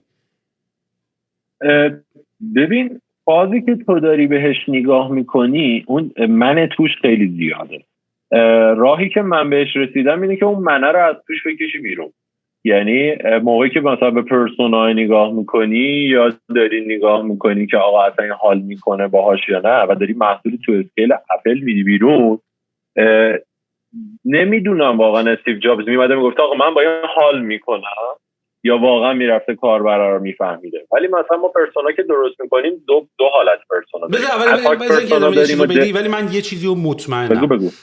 تو در وهله اول یه چیز رو تو خودت درست میکنی که خودت حال میکنی ازش رضایت داری و بعد اونو ارائه، چیزی که تو دوست داری و خودت فکر میکنی درسته رو اول ارائه میدی، بعد شروع میکنی فیدبک گرفتن ازش و بعد شروع میکنی میگی اوکی اینجا با نظر من اینا خیلی مخالفن، اونجا اون کارو میکنی. ولی همینجوری بدون فرضیه هم نمیری تو بازی، میدونی؟ یعنی اول تو میای میگی آقا من یه فرضیه دارم که فکر میکنم برای من درسته. همین رو داشتم گفتم، ما دو سبک پرسونا داریم. به یکیش میگن اد هاک پرسونا یا پروتو پرسونا، مال موقعی که آقا دور هم جمع میشیم یا من به عنوان دیزاینر میام فکر میکنم میگم ببین من بر اساس تجربه‌ام، بر اساس شناختی که از این آدما دارم، به نظرم اینجوریه، به نظرم داستانه اینه. ولی واقعا اون پرسونای واقعی تو نیست. یعنی ما پرسونا رو زمانی واقعا بهش میگیم پرسونا که بیسان یک دیتایی باشه، بیسان یک تحقیقاتی باشه که حالا اون تحقیقات جنس کمی و کیفی خودش رو داره دیگه. یعنی توی فضای کیفیش تو دنبال اشباع اطلاعاتی، این که آقا واقعا از همه زوایا به داستانه نگاه کردم، واقعا سوژه دیگه این نیستش که اتفاق نیفتاده باشه. توی فضای کمیه دنبال تعمیم پذیری، این که حالا من این فرضیه که به دست آوردم، این که مثلا آقا جمله اینه که آقا مثلا کاربرا موقعی که آنلاین میخوان خرید بکنن، اولین خرید خودشون رو مثلا میان کمترین مبلغ رو میخرن. اوکی من میخوام ببینم این فرضه برای همه همین جوریه یا نه استثنایی آقای اومده اینجوری خریده، این خانم اومده اینجوری خریده. اونجا فضای تحقیقات تعمیم میاد تو بازی که میگه تعمیم پذیری، روایی و پایایی اینو بسنجن، روایت این جمله درست بوده یا نه، پایدار هم بوده در جاهای مختلف یا نه. اما نکته اینه اینم میشود اون مرحله دومیه. تو قبل اینی، تو یه لایه عقب‌تر از اینی. یعنی اونجایی که داری خودت میگی که آقا من با این لیوانه ارتباط میگیرم یا نمیگیرم، یا چرا با این میگیرم با اون یکی نمیگیرم. به نظر من دو تا لایه داره. یک، شناخت خودت. دو، شناخت و فهم این که احساسی توی تو داره به وجود میاد. ما همه کارهایی که داریم انجام میدیم بیسان اون احساساتیه که داریم انجام میدیم. یعنی اگر تو مثلا اون لیوانه رو خریدی به خاطر اینکه یه حسی رو داره به تو میده و داری با منطقت ماسمالیش میکنی. یعنی میای بعداً به خودت میگی نه ببین پرایسش منطقی بودا، یا مثلا تو سیلز بودا، یا مثلا چه میدونم نه ببین علاوه بر این که این کاربرد رو دارد اون یکی کاربرد هم داره. تهش اینه که آقا داره مثلا خیلی بهت حال میده، یا مثلا حس کنترل کردن تو داره ارضا میکنه که آقا من تو دستم خیلی راحت میتونم بگیرمش، موقعی که دستگیره داره میفته میشکنه. یا تو بچگی یه تجربه داشتم، یه بار لیوان دسته‌دار از دستم افتاده شکسته، دیگه کلا لیوان دسته‌دار رو مخم و اون حسه هی برای من ریکال میشه میادش بالا. بنابراین یک، خودت رو بشناسی، هرچی خودت رو بهتر بشناسی. دو، اینکه اون حسه که اون ابژه انسانه حیوانه اینا بهت میده رو درک کنی. دیدی بعضی موقع ها میری یه جا اینجوریه که آقا من تا قبل اینکه بیام اینجا استرس نداشتم، اومدم نمیدونم استرس گرفتم، مثلا این مال من نیست. و این خیلی مهمه که بفهمی این حسه مال توه یا مال تو نیست. این توی لایه این که تو با اون چیزا حال میکنی یا حال نمیکنی. اما اینو موقعی که میخوایم ببریمش توی لایه محصول، ما تمام تلاشی که داریم میکنیم اینه که خودمون رو اتفاقا از محصول جدا بکنیم. یعنی human centered design دقیقاً کل تمرکزش رو همین بود دیگه. میومد میگفت آدمه رو بذار وسط، فقط به عنوان یک ابژه بهش نگاه نکن که این یا یک هدفی رو دارد انجام میدهد یا یک نقشی رو دارد بازی میکنه. یعنی خودت بهتر از من میدونی دیگه، مثلا توی جابز تو بیدار میگه آقا رولش این هستش، توی پرسونا و اینا میگه مشکلش اینه، هدفش اینه، فلانش اینه. یعنی ما یه ابژه‌وار به این داستان نگاه میکنیم، یک آبجکت میبینیم. هیومن سنترد گفت این فقط آبجکت نیست، آدمه. یه ذره بالاتر به عنوان آدم ببین لایف استایلش چیه، ببین رفتارش چیه، اینها رو ببین. از همون تئوری انتخابه که با هم حرف زدیم، تو از قصد میخوای بری دنیا ایدئال آدمه رو بفهمی، ولی دنیای ایدئالش رو به راحتی نمیتونی بفهمی. تو دنیایی که میتونی بفهمی دنیای پریسیود و فهم شده شه، و این دوتا مثل دوتا روی سکه میمونه. من اگه برگردم به تو بگم یا آب پرتقال که دوست نداری رو بگو، خیلی راحت تر میتونی برای من تعریف کنی تا اینکه بگم یه آب پرتقالی که دوست داری رو به من بگو. اونی که دوست نداری رو همون لحظه میگی مثلا گرمه، نمیدونم مثلا مزه شربت میده فلان. این لیوانه رو من نمیتونم بگم اون لیوانه که دما رو خوب به دستم انتقال میده دوست دارم. ببین نمیتونی بگی لیوانه که خوبه چیه، ولی میتونی بگی چه لیوانی رو دوست نداری. حالا جالبیش اینه اون لیوانی که دوست نداری پریسیو وردته، تو اینو فقط برگردونش میشه اون لیوانی که دوستش داری. یعنی آب پرتقاله که گرم بودش، لیرت داشتش، نمیدونم مزه شربت میداد، اگه اینو دوست نداری پس آب پرتقال خنکی که توی لیوان به دم و یخ داشته باشه و طبیعی هم باشه تو خیلی باهاش حال میکنی. برای همینه که تو همه فریم ورک هایی که چه سرویس دیزاین انجام میشه، مثل پرامیس پیرامید که بحث دیزاین انجام میشه، مثل پرسونا اینا، میگه اول برو دردشو بگو، مشکلشو بگو چیه، و بعد از اون بر اساس مشکل و دردش تو خیلی راحت‌تر هدفش و انگیزش و چیزای دیگه‌اش رو میتونیم بگیم. چون اون درده خیلی راحت‌تره، چون آدم خیلی راحت‌تر میتونه قور بزنه بگه آقا مشکلم با این گفتگوی من و سهیل چی بود. اما بهش میگه آقا خوبیشو بگو، 40 دقیقه فکر میکنه حالا چی بودش بذار فکر کنم. ولی جالبیش اینه آدما خیلی راحت‌تر منفیه رو میتونن بگن. چرا؟ چون به اون دنیا ایدئال زیاد نزدیک نیست، به اون دنیا فهم شده نزدیکه. اما میگم 2 روز تکیت اونوریش بکنی اون دنیا ایدئال دست میاد. و اصلا کل تلاش ما برای فهمیدن پرسونا، فهمیدن اون دنیا ایدئال است. چرا؟ به خاطر اینکه بعد از درکش کل فیلتر کاراش بر اساس اون دنیا ایدئاله بود. یعنی کل ارزشایی که میذاشت که آقا از این محصول دوباره استفاده بکنم به من ارزش میده یا نمیده، یا حالمو خوب میکنه یا حالمو بد میکنه، بر اساس اونه. برای همینه که اگه حوصلت سر میره اینستاگرامو باز میکنی، اگر میخوای یه آیدنتیتی دیگه ای داشته باشی گیم بازی میکنی، اگر میخوای فلان بکنی فلان کار رو میکنی. یعنی اون در رفتنه رو پیدا کردن. آقا آدما درک دارن زندگی معمولیشون حالشون خوب نیست با زندگیشون، بنابراین من میام یه سوپر هیروی میسازم، کل قابلیت‌ها رو هم بهش میدم، کلی هم امکانات میدم، کنترلش هم میدم دست یارو، میگم آقا بزن برو بترکون، همرم بترکون تو خدایگانی. بنابراین طرفش حال میکنه. من میخوام باید یه نقش دیویز ادوکیت بازی کنم. یعنی اینایی که دارم بهت میگم لزوما رفلکشن تفکر من نیست، ولی سوالاتیه که دوست دارم به نحوی بتونم باهاش جواب پیدا کنم. من شبیه اون بچه‌ام که میخوان ازش پسنکشو بگیرم میگن دیگه بسه، دیگه کافی نیست. میدونی این چه جوری پس اون فیچرهای دیلایتفولو یا اون اسپکتای دیلایتو که ببین مثلا نتفلیکس تو موستو نگر می‌داری ویدیو رو پلی میکنه، حالا 100% که اینا رو الان میتونی ترنسلیت بکنی به یه سری نوشته که آقا اینا باید اینطوری باشه. مثلا این کرو دور آیفون، این بحث این که آقا مثلا این باید انقدر دیگری باشه یا انقدر زاویه‌اش انقدر باید باشه، اینا دیگه چیزایی نیست که تو بخوای بیای بگی که آقا اینا رو من با عدد بهت ثابت میکنم. اینا یه چیزایی که تو از هیومن به عنوان آدمی که موجودیتی که احساس داره و حس میکنه داری اینا رو در نظر میگیری. آیا به نظر تو همه اینا قابلیت اینی که ترجمه بشه رو کاغذ به بیزنس کریتریا تبدیل بشه داره، یا نه بعضی چیزا اون چقدر نمک بریزم و دیگه نداره، دیگه واقعا تا چه قضیه است؟ واسه همین نمیتونی کمپانی اپل رو ببین به رپلیکیتش نظر بکنی. من اندروید خیلی راحت نمیتونه ببین بشه. به نظر من تا یه جاهایشو میشه، از یه جایی به بعدش تا چه قضیه است، از یه جایی به بعدش اونجاست که این کریتیو دیرکتور فلان برند با کریتیو دیرکتور اون یکی برنده اصلا زمین تاسمون با هم فرق میکنه. برای همینه که فلانی است، باید اینکه اونجوری فکر میکنم. به قول تو اون نمکه اون تاچه رو نمیشه یاد داد. اون نمکه اون تاچه رو شاید بشه اندازه‌گیری کرد بعد از اینکه اتفاق افتاده. و حالا اینکه اندازه‌گیری کرد بعد از اینکه اتفاق افتاده با پروتوتایپینگ است دیگه، یعنی کل موضوعش هم همین است دیگه.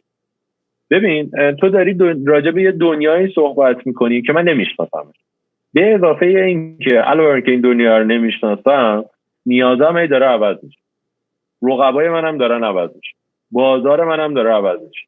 برای همین تو موقعی که هیچ چیزی رو نمیشناسی نمیتوانی پیش بینی بکنی. تو زمانی میتوانی پیش بینی بکنی که مشخص باشه. برای همین بودش که تو روش‌های مدیریت پروژه از روش‌های واترفال و اینا اومدن سمت این که برن اسکرام و اینا، یعنی به جای اینکه آینده رو پیش بینی کنن، پردیکت کنن، اومدن گفتن آداپت میشیم، انطباق پیدا میکنیم، کوچولو میدیم بیرون، میفهمیم دوست داره یا نه و بعد انطباق پیدا میکنیم. همین تو مدل تفکرم بود. یعنی انجینیر تینکینگ با دیزاین تینکینگ فرقش همینه دیگه. تو دیزاین تینکینگ تو میگی باز من کوچولو فکر میکنم، میدم تو انجینیر تینکینگ میگه آقا من نمیتونم یه دونه هول که میخوام بسازم 12 کیلومتر بیام پروتوتایپ بزنم 100,000 تا ماشین بریزه ملت بمیرم میگن آها مصالحشو کم گذاشته بودم، حالا این دفعه دیگه در این ایتریشن رعایت میکنم.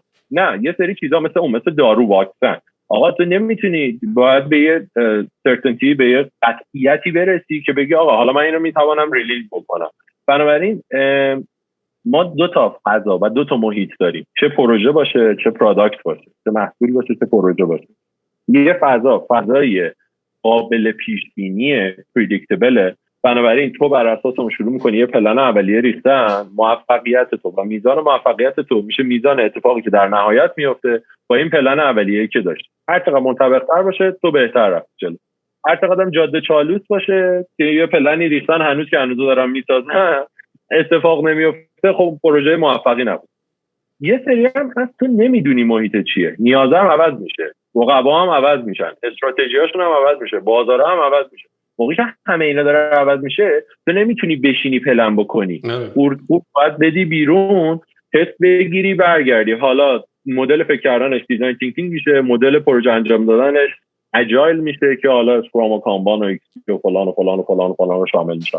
اما نکته همین است، نکته اینه که اون نمکی که تو داری راجبش صحبت میکنی به نظر من اون نمکه مثل من جوابی که بهش میرسم انگار اینه، چون ببین مسلما آخه این داستان اینجوری که دیگه وارد بازی میشیم، میدونی، یعنی دیگه ما هم دنبال یه بازی زیرو سام گیم میشیم که آقا ما باید یکم این کارو بکنیم یکم اون کارو میشه، همون تکنیکا میشه، یاد گرفتن تکنیکا.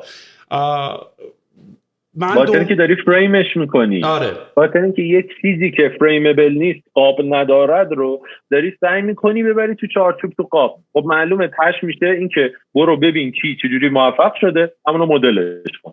تمام مدل‌های مدیریتی و استراتژی اینه که ما داریم از کجا اومده؟ یکی رفته یه جایی موفق شده توی علوم انسانی اینجوریه دیگه. یکی رفته یک جای یک چیز موفق شده، بعد گفتن که اوکی این چجوری این کارو کرده، آها مدلش این بوده، حالا این مدل رو برداریم تو 400 جای دیگه تکرارش بکنیم، انجام شد، اوکی کیس استادی میشه، بست پرکتیس میشه و حالا تو میتونی اینو انجام بدی.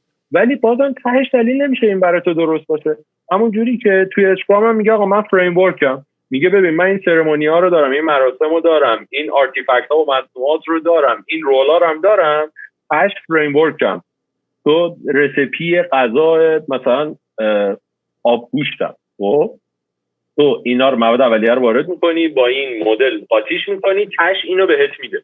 اگر میخواهی 8 دقیقه اینو بهت بده این کارو کن. حالا تو اینو میاری تو شرکتت، میگه آقا من آبگوشت ترش‌تر دوست دارم، میگه اوکی خب پس بهش آب لیمو اضافه کن دیگه، ولی اسکرام نیست، ولی تو عوضش کردی دیگه. یعنی فرق بین مدل و فریم ورک و استاندارد همینه دیگه. توی مدل بهت میگه آقا این اینجوری کار میکنه، هیچ ابزاری هم بهت نمیده، میگه آقا اینا اینجوری کار میکنه. توی استاندارد میگه 1 2 3 4 5 دقیقه اینا رو که رفتی اوکی این استاندارد رو داری، من تیک میزنم بهت ایزو فلان میدهم. توی فریم ورک میگه که آقا من مدلی بهت میدهم که ابزارش هم بهت میدهم، بیس پرکتیسش هم این اتفاقات توش افتاده. حالا تو اینو میخوای بری عوضش بکنی، من بهت نمیگم نه استاندارد دست نزن آخ داری خطا انجام میده، نه تو ببر بخورون به مدلی که دوست داری. حالا نکته همینه، تو چیزی که داری حل میکنی، مشکلی که داری حل میکنی، مشکل فهمیدن اون شرکته، مشکل قابل قاب شدنی نیست. اگر 500 تا اپل داشتیم، من میتونستم بیام ابزروش بکنم، بگم آها پترن های تکراری بین اینها فلان چیز هست، پس داره اینجوری فکر میکنه.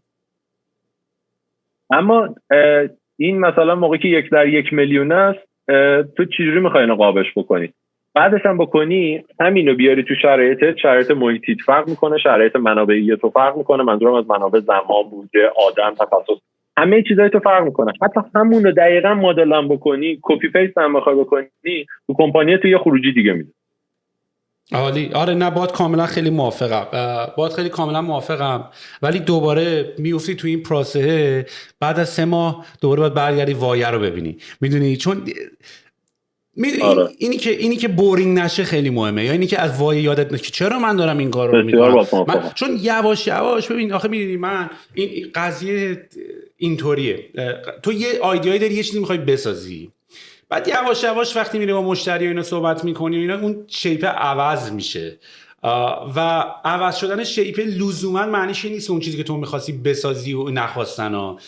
اینه که اگه تو میتونستی سریعتر اونو بسازی، نشون بدی، فیدبکاتو رو اونی که ساختی میگرفتی، میدونی. ولی نه اینکه یه چیزی، این معمولا این چیزای شلم به شونبایی که قیافش اصلا معلومه چه جوریه، من اعتقاد واقعیم تو دیزاین، چون من یه مقدار اپروچم هم متفاوته راستشو بخوای، یعنی من کاملا یادم اپروچ تو. آره ببین من کاملا از اینام که هر موقع کاملا اپروچ تو یادم کار میکنم تا 4 ماه اول دعواست، میدونی، یعنی تا 4 ماه اول هی اونا با من اینجوری که آقا تو اینی که تو داری میگی اصلا اینجوری نیست اونجوریه. خیلی طول میکشه تا من همیشه با تیمم، با پروداکت دیزاینرام توی یه بازی باشیم، میدونی، یعنی همیشه خود من همین الانم من آدم جدید دارم هایر میکنم، چالش حالت الانمه.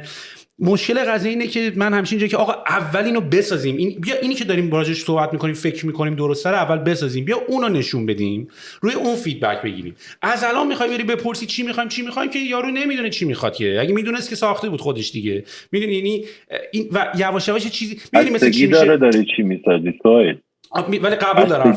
من یه مقداری من مطمئنم تو این بحثی دارم باهات میکنم. وانتون الان شما ببین، الان تو زیرو وانی که داری میسازی، تو زیرو رو داری میسازی، تو وانه رو نمیسازی که بگی آقا من یه فیدبکی میتوانم بگیرم. تو با یک چیز اولیه میسازی، بیسان اون فیدبک رو میگیری برای محصول شما، برای کاراکتر محصول شما. اما موقعی که داری یک چیز تکراری میسازی که قبلا بوده که آدم نسبتش یه سنسی داره، اولین بار اسمارت فون نمیسازی، داری اسمارت فون دیگری میسازی، اوکی الان میتونی بیسان دیتا بری جلو.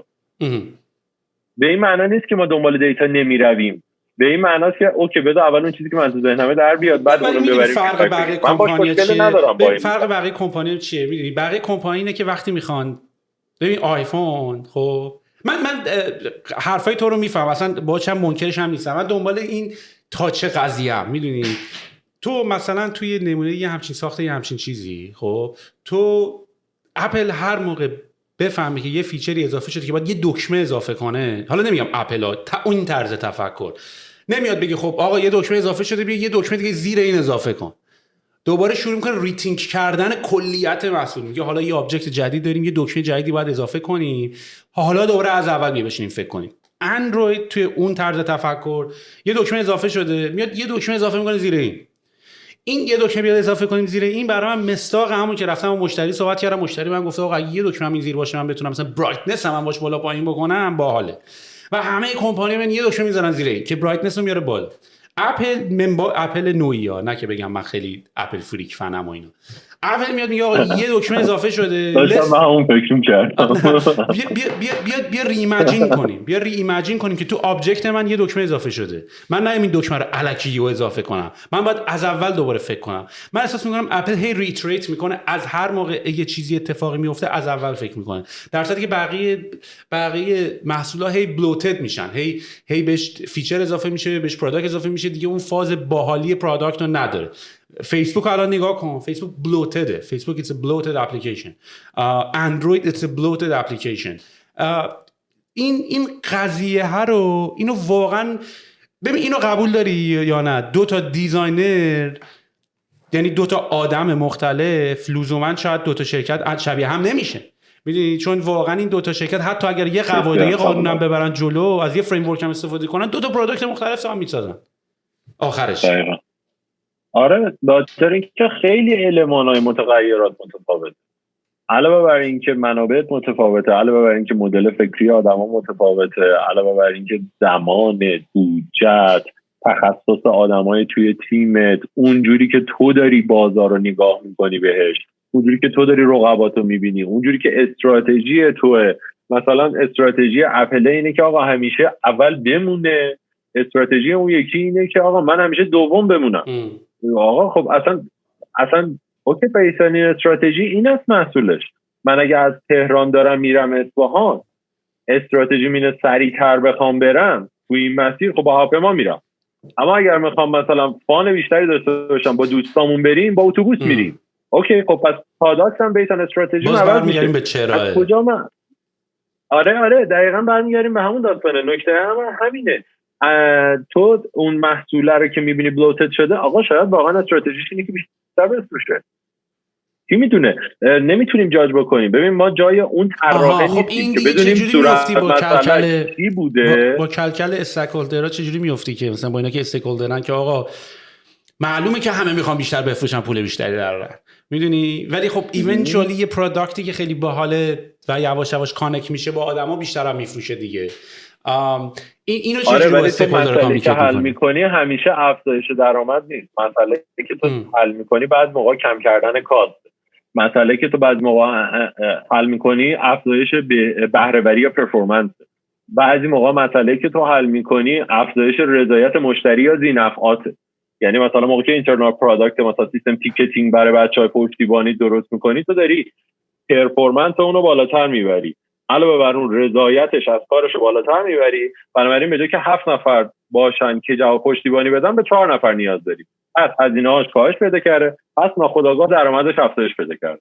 یعنی تو هر بیزنسی می‌بینی آخرش افزایش درآمده هست. اما اینکه چجوری بریم به اون افزایش درآمده برسیم، توی استیجی که الان هستیم میتونه تفسیرهای مختلفی داشته باشه. میتونه این باشه که یوزر جدید بگیریم، میتونه این باشه که تمرکز کنیم یوزرها رو برگردونیم، میتونه روی این باشه که یوزرها رو یه کار کنیم نریزن. یعنی اونم باز بیسان چیز، بیسان استراتژی توه. یعنی استراتژیت اگر این است که من میخوام زنده بمانم، بنابراین تمرکز نمیکنم یک چیز جدیدی بسازم، اون چیزی که دارم رو بهبود میدهم، اون سوتی‌های باگایی که دارم رو فیکس میکنم. یعنی میرم سراغ فیچرهایی که ماست یا فیچرهایی که پرفورمنسه، به جای که برم دنبال دیلایته. اگه کانا مدلی بهش نگاه کنی. اما اگر استراتژی این است که برم اول بازار بشم، محتوا رو که باید داشته باشم، هیچی. پرفورمنس هم از رقبامون باید بهتر باشه. یعنی پرفورمنس فیچرهایی که من هر چی بیشتر میدم رضایت مشتری بیشتر. دیلایترام اونایی که میدم یهو خیلی خوشحال میشه و شاد میشه و اینا. بنابراین من میگم اوکی، پس تمرکزم میره روی این که پرفورمنس هم از رقبام بهتر باشه، محتوا رو حتما داشته باشم، دیلایترام حتما توی محصولم داشته باشم. حالا سوال این پیش میاد، دیلایترام از کجا میارم؟ از کجا به عنوان منبع ورودی میتونم دیلایتر رو پیدا کنم؟ بهترین ریسورس ورودیش تحقیقاته. برای پرفورمنس ها بهترین منبع ورودیش یوزر دیتا. برای محتوا بهترین منبع ورودیش اطلاعات پشتیبانیت، اطلاعات سوشال مدیات، اطلاعات اپ استورت، کامنت هایی که تو سوشال برداره آقا این مزخرف هست اینو بهترش کنید. که دو بخش میشه، باگ ها میشه و افیشنسی گین ها میشه. اونایی که تو بابتش چیزی رو به دست میاری اگر انجامش بدهی، بهبود تو محصول پیش میاد، یا باگی رو برطرف میکنی. اما توی محتوا تو اینو برطرف هم بکنی تحتش رضایتی به کاربرا نمیده، فقط عدم رضایتش رو کم میکنه. بنابراین بیسان اون استراتژی که من دارم میگم تمرکز من روی این است که ماستپ ها رو برم الان سراغش باگ فیکس کنم، بهبود بدم یا برم دیلایتر بسازم. باز به میرسیم به اون که آقا من همه میخوایم کجا بریم و نکته هم این نیست که من فقط اینجا برم. نکته اینه که اصلا چرا OKR داریم، چرا اصلا میایم از این ابزارها استفاده میکنیم که همه هم سینک بشن با اون استراتژی. به خاطر اینکه فقط من نرم این کارا رو بکنم اون بره اون کارا رو بکنه بزنیم بذاریم. یه تجربه که من مثلا داشتم توی شرکتی که کار میکردیم، تیم مارکتینگش OKRش این بودش که نیو یوزر بیاره و یه تعداد خیلی زیادی نیو یوزر بیاره. OKRی که واسه تیم محصول بودش این بودش که رضایت مشتری‌ها رو بیشتر کن. بعد این با بیل یوزر میریخیم در این میگه آقا اصلا این جزو پرسونای من نیست که من میخوام رضایتشو بیشتر کنم، بابتش فیچر بسازم، ریترنش کنم، چرنش کم کنم. و با اینکه از OKR هم استفاده میکردم ولی چون همسونه میزدن نکته همین بودش. تهش نگاه میکنی واقعا آقا اون استراتژیه اون نمیذاره خونه وینچستر بشه. همه فیچرها درست است، همه باگ برطرف کردنها درست است، همه فیچر جدید دادنها درست است، اما توی راستا راپله است، کارش هم فانکشنش هم داره. هر باز باشه از یک طبقه به یک طبقه دیگه برسید. نکته همینه. به نظر من خیلی جاها من توی اکثر شرکتایی که باشون کار کردم دو تا چیز رو اشتباه دیدم. یک، هیچ سنج اندازه‌گیری ندارن. دو، اگر دارن و فکر میکنن دارن توهم دارن. یعنی فکر میکنن آقا دارن درست میسنجن، ما دقیقاً داریم درست کار میکنیم. و موقعی که میری تو دلش میگی خب پس این چرا اینجوری کار میکنه، میگه راست میگه این همینجوری بود. و اینم میشه همون چیزی که تو بعضی موقع تاکید میکنی، میگه آقا من مهمترین کارم به عنوان یه دونه مدیر محصول اینه که آدمای درستی رو هایر کنم و ارتباطاتشون رو درست برقرار کنم. 90% سوتیایی که توی شرکت‌های مختلف میبینم از همین میس کامیونیکیشن ها، کج فهمی‌ها. آقا این کارا رو باید اینجوری انجام میداد، تعریف درست نمیکنه، تحویل درست نمیده، اون طرف تحویل درست نمیگیره. یعنی مثلا کارا رو نصفه میگیره، بعدش هم کارا رو میره انجام میده، بعد میگه آقا مشکل از فلانی بود، کارا رو به من درست تحویل نمیداد. آقا اصلا تو وظیفه حرفه‌ای اینه درست تحویل بگیری، اگه نصفه تحویل نگیر و خودت داری اونجا سوتی میدی. بنابراین از همه جمع اینها بخوام بگم، یک، اون فرد استراتژی خیلی خیلی تاثیر داره. دو، ارتباطات خیلی مهمه. سه، اندازه‌گیری خیلی مهمه. و اینا که سرجم میسازد اون محصولایی که تو میخوایی بسازی. یعنی اونجایی که طرف اینوستورت داره میاد به همچین چیز رو میگه، با اینکه باید سمپیج نیست، با اینکه ویژنش با ویژن تو یه چیز نیست. ویژن اون پول در آوردن است و KPI ذهنی اون پول در آوردن است، ویژن تو یک چیز دیگری. آره. و ببین چه خیلی خیلی ذهنمو باز کردی و تو فکر فوروردی، با اینکه خیلی از کانسپت ها اصلا نکته قضیه همینه، خیلی دنبال کانسپت جدید و اطلاعات جدید نیستیم. تکرار تکرار تکرار تکرار چیزایی که حتی قبل میدونستیم، تکرار چیزایی که یادشون گرفتیم و تکرار این که شاید زمانهای مختلف این تکرارها باید بیشتر بشه. و من خودم برای تیپ پروداکت هایی که داریم دیزاین میکنیم آدم غلطی ام، چون من برای پروداکتی که قرار باشه خیلی پرسرعت بخواد مثلا فن بیس درست بکنه، پروداکت غلطی. من اینو که یواش یواش بعد مثلا نشون بده که یه تاتفول بوده این پروداکت، دلیل داشتیم که ما این فیچر رو نزدیم، دلیل داشتیم که این کارو نکردیم. میدونی یعنی مثلا سر ریحون هم یاد باشه، مثلا یوزر اکسپریانس این که سفارش دادن غذا یه چیزی نیست که تو بخوای چلیپ بزنی کلیک مثلا بکنی بره. میدونی حتی یه بحثتون رو یادمه تو آواتک اینجوری بود که حاجی تو استیو جابز نیستی پروداکشن پاز کردی که رنگ سیم سفید بشه که همه تو خیابون ببینن بفهمن و این سفید درست در بیاد. حتی این بحثا رو قشنگ یادمه ما داشتیم انجام میدادیم و اینو میفهمم. ببین دغدغه تو رو هم میفهمم، آقا ذهن تو اینجوری کار میکنه، تو اینجوری پروداکت درست میکنی و پروداکتات هم به معنی نیست که خوب است یا بد است، به معنی نیست که روش درست است یا اشتباه است. تیپ دیزاینرای امروز اینجوریه که من دیگه دیزاینری توش نمیبینم. میدونی یعنی اگر قرار باشه که یک نفر انقدر کلاریتی داشته باشه که این اینجوری باید باشه، اینجوری باید باشه، اینجوری باید باشه، اون پروداکت اونر و پروداکت منیجر همه اینا رو در آوردن که دیگه به هر کی هم بگی بیا آقا خطای دورشو بکش که اونم همینجوری میکشه. من این تمام این صحبتایی که من تو الان کردیم و اینو من تو لول دیزاینر میبینم، نه تو لول پراجکت منیجر و پروداکت اونر. فهم و اندرستندینگش باید تو لول پراجکت منیجر و پروداکت اونر باشه ها، ولی اینی که بری اون کامپشن رو تو پیدا بکنی، اینی که تو بری اینی که تو بری تمام اینا رو راحت پیدا بکنی، من اینو تو لول دیزاینر میبینم، من اینو تو لول اون طراح میبینم. وگرنه اینی که همه چی رو درآوردی، رسیپی رو درآوردی، اومدی مثلا اینا رو داری میدونی، مثل این میمونه که رسیپی رو واقعا آیا همه میتونن درست کنن یا یه آشپز خاص فقط میتونه اون قضیه رو درست بکنه. ولی تمام حرفایی که تو زدی من همه اینا رو متوجه میشم، من همه اینا رو باهاشونم موافقم و راستش هم بخوای الان اصلا نوع صحبت من با تو توی این فرمت نیست که الان بخوام باهات کل بکنم. اتفاقا من دارم با تو صحبت میکنم که من بک آف کنم، یعنی من همش توی این صحبت‌های با توی خودم توی این مودی هستم که so you need to back off a little bit و تایمش هم معمولا تایم هم داره. بعضی کارا رو میتونی الان بک آف کنی به نفعته که اصلا بک آف کنی، بعدن توی جای دیگه شاید نباید بک آف کنی، ولی الان توی این لول کمپانی، توی این لولی که تو می‌خوای رشد سریع تجربه کنی، توی این لولی که داری مخصوصا تو انترپرایزی که اصلا برای مشتری شید سفید تو خیلی مهم نیست، میدونی یا اصلا نمیفهمی، توی این استیج تو باید اینا رو بذاری کنار و واقعا صحبتات خیلی خیلی الان به من کمک کرد. یه ریفرش خیلی خوبی بود، مطمئنم خیلی ازشون استفاده میکنن و واقعا چون الان دیگه آلموست داریم 2 ساعته با هم صحبت میکنیم، من دوست دارم معمولا تو این پادکست دیدی یه جلسه 2 جلسه فقط اون که شدم یخه باز شه و یه سلام علیک و یه کچاپی بکنه، ولی دوست دارم بعدش دوباره بشینم باهات صحبت بکنم، واقعا یه مقداری ببینم تو چه جوری اوکی آر ست میکنی. دوست دارم بشینم ببینم اصلا اون پراجکت منیجمنت، اون انوایرمنتش چجوریه، یه شیر اسکرینی با ما بکنی، یکم مثلا نشون میدی پروژه ها رو چجوری دیفاین کردی، دیزاینر رو بهمون نشون میدی، یکم ما ببینیم. حتی اینی هم که شما دارین میگین، مثلا من تو نوشن هم اینو دارم، یعنی من نوشنمو که زندگیم رو علنا باهاش میکنم، من هر تسکی که تو زندگیم هر روز انجام میدهم واسه هستش به یک پروژه‌ای که دارم انجام میدم. یعنی همونی که تو پروژکت منیجمنت میگیم آقا تسکی بی پدر مادر نداشته باش، به یک چیزی واسه باشه، به یک پروژه‌ای که دارم انجام میدم، این پروژه به یک گلیه تو زندگیم واسه شده و اصلا نوشن من استراکچر اینجوری داره. من هر روز که میام میگه آقا این تسکا رو باید انجام بدی یا این هابیت رو داری ترک می‌کنی، بیزن ایناست که برسه. اصلا راجع به خود پروداکت نوشن هم باید یه جلسه بذاریم بشیم صحبت کنیم. وای من عاشق نوشنم، یعنی قشنگ کلاً هم بعضی موقع‌ها میگه که آقا تو اگه بری تو نوشن کار کنی مثلا دیگه داری پرواز می‌کنی. نوشن اون مولانا ساخته تو این مایه هاست. آره خیلی دوستش دارم، خیلی دوستش دارم. واقعا به نظر من مغز دومه.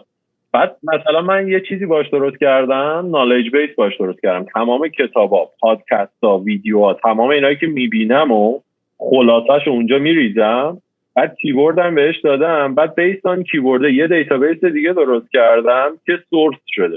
یعنی تو اون کیورده میگی پروداکت منیجمنت، کل کتابا، مطلبا، مقاله ها، ویدیوهایی که راجع بشه قشنگ برات میاد، بعد توش میتونی سرچ کنی. اصلا خیلی من باهاش حال میکنم، یعنی خیلی راحت کرده زندگی. نوشن سوشیال ترایب تو مایه‌های نوشن سوشیال، میدونی توی همچین فازی داره، یعنی استفاده میکنه. من قول میدم میام استفاده کنم. عالی شروین، دمت گرم، خیلی باحال حال کردم. دوباره باید برنامه میذارم که بیشتر تو لایه پروداکت وارد بشیم. جفتمون از یه جنسیم، خیلی بحثش بیشتر حال میده و اینکه ممنون از این وقتی که گذاشتی دیگه. مرسی از تو. بچه‌ها لایک کنید، سابسکرایب رو بزنید، زنگوله رو هم بزنید، ویدیوهای جدید میاده. اینا رو بگو.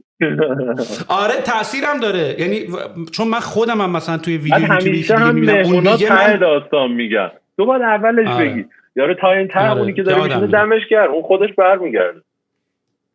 آره دمت گرم شروین، ممنون، کلی حال کردیم. خیلی خوشحال شدم، خیلی حال کردیم. قربانم. قربونت برم عزیزم.